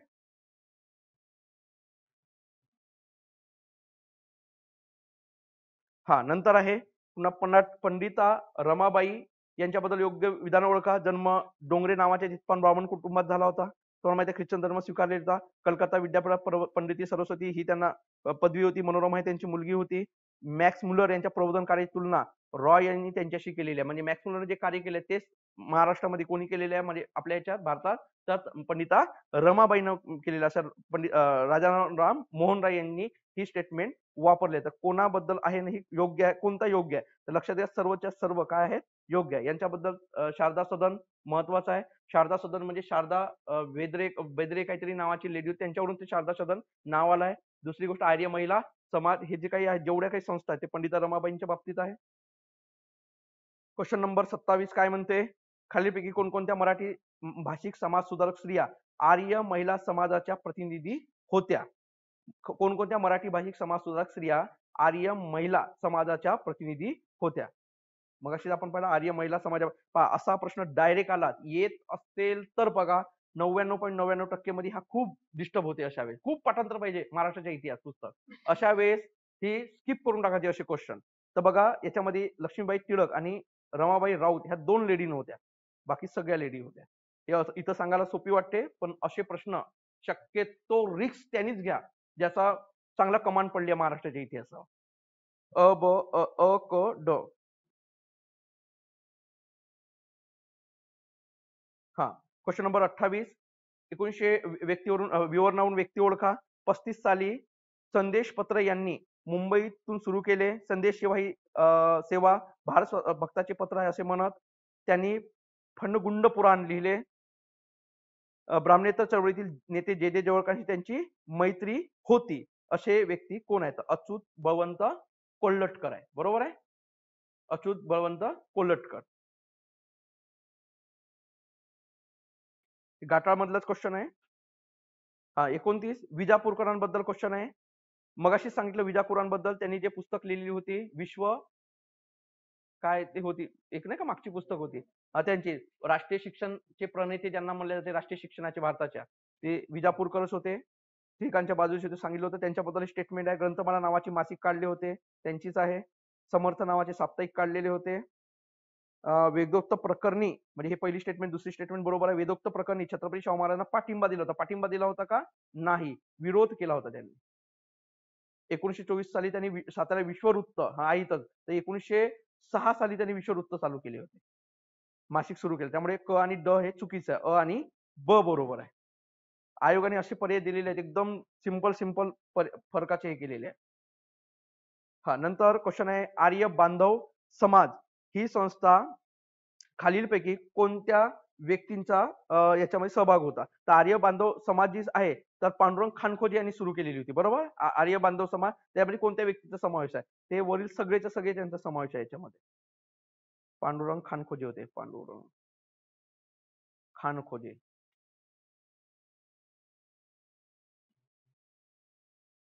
हा, नंतर आहे क्वेश्चन आदिवासी चळवळीबाबत आहे. बाबूजी उईके यांनी बघा, आदिवासी युवक क्रांती दल नाही, जंगल बचाव मानव बचाव ही संघटना स्थापन केली होती. हा, बंगल बचाव मानव बचाव खालची स्टेटमेंट आहे. स्थापन करून समाज क्षेत्राच्या विकासात त्यांनी प्रयत्न केला होता, त्यामुळे स्टेटमेंट चुकीची आहे. कॉम्रेड नजूबाई गावितांनी महिलांचे आर्थिक जीवन व आरोग्य सुधार यासाठी श्रमिक महिला संघ स्थापन केली होती त्यांनी, बरोबर आहे. कॉम्रेड नजूबाई गावित यांनी. नंतर बघा, गडचिरोलीतले चंद्रपूर गडचिरोली देवाजी तोफा समाजसेवकाने मेंढालेखा गावाच्या माध्यमातून आमच्या गावात आम्हीच सरकार ही गोष्ट आहे, जंगलावरील आदिवासींचे पारंपरिक हक्क सिद्ध केलं होतं, बरोबर आहे. नंतर बघा, महादेव कडू नावाचे व्यक्ती आहेत, यांनी आदिवासी युवक क्रांती दल स्थापन केलेला होता, हे केलेलं नव्हतं, आदिवासी युवक क्रांती दल, त्यामुळे ही सुद्धा स्टेटमेंट चुकीची आहे. ब आणि क हे बरोबर आहे. क्वेश्चन नंबर 32, महात्मा गांधींच्या करेंगे या मरेंगे घोषणेचा धिक्कार करून 13 नोव्हेंबर 1946 रोजी मुंबईच्या आकाशवाणी यांनी या व्यक्ती रिकामी जागा व्यक्ती सांगायचे भारतीय मजूर पक्ष आणि महायुद्ध या विषयावर भाषण दिले होते.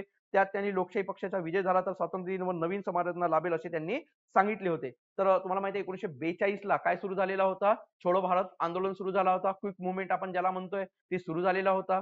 याच विरोधात डॉक्टर बाबासाहेब आंबेडकर हे आपल्या गव्हर्नर जनरल इन काउन्सिल मध्ये काय होते? मजूर मंत्री होते. आपले त्यावेळेसचे मजूर मंत्री होते ना त्यावेळेस, ते मजूर मंत्री म्हणून घेतलेलं होतं. तर त्यावेळेस ब्रिटिशांनी यांना सांगितलं होतं, त्यावेळेस पंडित सॉरी डॉक्टर बाबासाहेब आंबेडकरांनी हा भाषण केलं होतं की मजूर पक्ष आणि महायुद्ध. तर कामगारांनी जो विरोध, कामगारांनी मोठ्या प्रमाणात गांधीजींच्या क्विक मुवमेंटला पाठिंबा दिलेला होता. आणि तुम्हाला माहिती आहे, नंतर नौदलातले वगैरे लोकांनी सुद्धा पाठिंबा दिलेला होता. तर डॉक्टर बाबासाहेब आंबेडकरांचं म्हणणं होतं की या भानगडीत पडू नका. हिंसेने आलेली अशांती, हिंसेने आलेली अशांती ही आत्महत्येकडे नेते. हिंसेने आलेली अशांती, सॉरी, हिंसेने आलेली शांती ही काय येते? आत्महत्येकडे घेऊन जाते. अशी ही आंबेडकरांची भाषणाची सुरुवात होती याच रेडिओच्या माध्यमातून त्यांनी. आणि त्यांनी सांगितलं होतं की छोडो भारत पेक्षा नवीन भारत असा नारा देऊ. कामगारांना सांगितलं होतं, त्या छोडो भारतच्या भानगडीत पडू नका, नवीन भारताच्या आपण याच्यावर येऊ, नवीन भारताची मागणी करू, म्हणून कामगारांनी त्यांनी आव्हान केले होते. डॉक्टर बी आर आंबेडकर मजूर मंत्री म्हणून त्यांनी आकाशवाणी भाषण दिले होते. चला, 1946 रोजी काँग्रेस अंतर्गत शेतकरी कामगार संघ स्थापन करण्यात खालीलपैकी कोणकोणत्या व्यक्तींनी पुढाकार घेतला होता? बघा, शेतकरी कामगार संघ हा महाराष्ट्रातला काँग्रेस अंतर्गत शेतकरी कामगार संघ स्थापन झाला होता. शेतकरी कामगार संघ हा काँग्रेस अंतर्गत होता, लक्षात ठेवा, काँग्रेस अंतर्गत होता, कामगार संघ होता, ठीक आहे. हा, पण नंतर काय झालं 1960 एक वर्षातच त्या याच्यात की जे काँग्रेस सोबत मतभेद व्हायला लागले काही वैचारिक गोष्टींवर, म्हणून हे शेतकरी कामगार संघातले लोक केशवराव जदे, भाऊराव राऊत, दत्ता देशमुख वगैरे हे लोक इथून काय करले? बाहेर पडले. आणि त्यांनी आजचा जो आपण आता त्याची काही जास्त हे पण नाही राहिले, शेतकरी कामगार पक्ष स्थापन केला 1948, लक्षात घ्या. तर खालील कोणकोणत्या व्यक्तीचा सहभाग होता या संघामध्ये? जेदेंचा भाऊराव देशमुखचा होता, शंकरराव मोरे, के डी पाटील, नानासाहेब पाटील, हे अ ब क उत्तर. हा, नंतर 34वा आहे. हा, 34वा तुम्हाला कॅन्सल करावा लागेल. आम्ही प्रश्न काढताना हा बरोबर सेट केलेला होता, पण डीटीपी वाल्यांना बहुतेक त्याला त्याच्या नेहमीची सवय आहे की असं नसते, कारण आयोगाने 2019 ला प्रश्न विचारला होता, एकाच स्टेटमेंटसाठी 2 पर्याय एकच दिलेले होते. म्हणजे आता बघा, प्रभाकरसाठी दुसरा आणि तिसरा प्रभाकरसाठीचा स्टेटमेंट आयोगाने दिलं होतं, म्हणून आम्ही खास टाकलेला होता प्रश्न. पण डीटीपीला वाटलं काहीतरी चुकतंय, म्हणून काल व्हिडिओवर जेव्हा ते फायनल झाली, जे आमच्याकडे नाही फायनल, तर ती त्यांनी काय केलं होतं, वेगळंच करून टाकलं डीटीपी वाल्यांनी. तर डीटीपी बरोबर आहे, डीटीपी वाल्याला काय वाटलं की नेहमी आपलं काहीतरी चुकलं आहे बा वेळेवर, म्हणून त्यानं काय केलं, व्यवस्थित करण्याच्या भानगडीमध्ये चुकवलं होतं. आयोगाने काय केलं आहे की 2 स्टेटमेंटचा एकच पर्याय ठेवलाय 2019. आयोग प्रश्न सेट करत म्हणून आम्ही त्या धर्तीवर तो सेट करण्याचा प्रयत्न केला होता प्रश्न. पण आमचाच पोपट केला त्याने. म्हणजे तसा करण्याचा प्रयत्न केला होता बघा.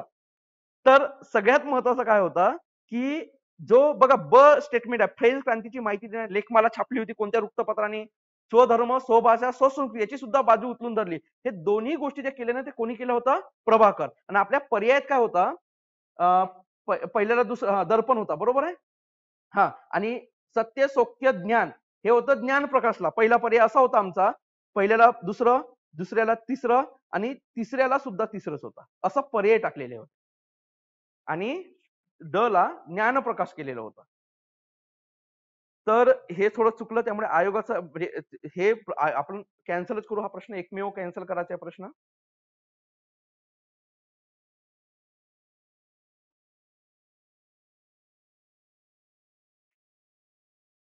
हां. नंतर आपण एक आता हा शेवटचा क्वेश्चन बघू. म्हणजे आपले एकूण 45 क्वेश्चन होतात. बरोबर आहे? उर्वरित क्वेश्चन मी कशाच्या माध्यमातून देतो तुम्हाला? रेकॉर्डिंगच्या माध्यमात म्हणजे रेकॉर्ड करून सगळे डिटेल अजून पुन्हा देतो. याच्या माध्यमातून. ठीक आहे? हां. 35वा क्वेश्चन बघू आपण. 1923 मध्ये आणि आधीचे 10 झालेले क्वेश्चन. असे 45 क्वेश्चन झाले. आता राहिले किती क्वेश्चन तुमचे? 25 क्वेश्चन राहिले आहेत. बरोबर? 25 क्वेश्चन या रविवारी म्हणजे फ्री झाल्या तुम्हाला रेकॉर्डिंगच्या माध्यमातून देऊन देतो. 1923 मध्ये नागपूर ध्वज सत्याग्रह विरोधात, कारण मी तुम्हाला का बरं सांगितलं, पोलिटिकल तुम्ही ऐकू शकता नॉनस्टॉप अजून 2-3 तास. हिस्ट्रीला काय होता आता पूर्ण चालू झालाय पेंगणं. बरोबर ना? एक तर कसं माहितीये एवढा डाटा आहे 4-5 पुस्तक आणि ह्या सगळ्यातून ते येतेच मलाही माहिती आहे म्हणून, आणि मी पण बोर होतोय पुढे जसं जसं जातोय तसं तसं.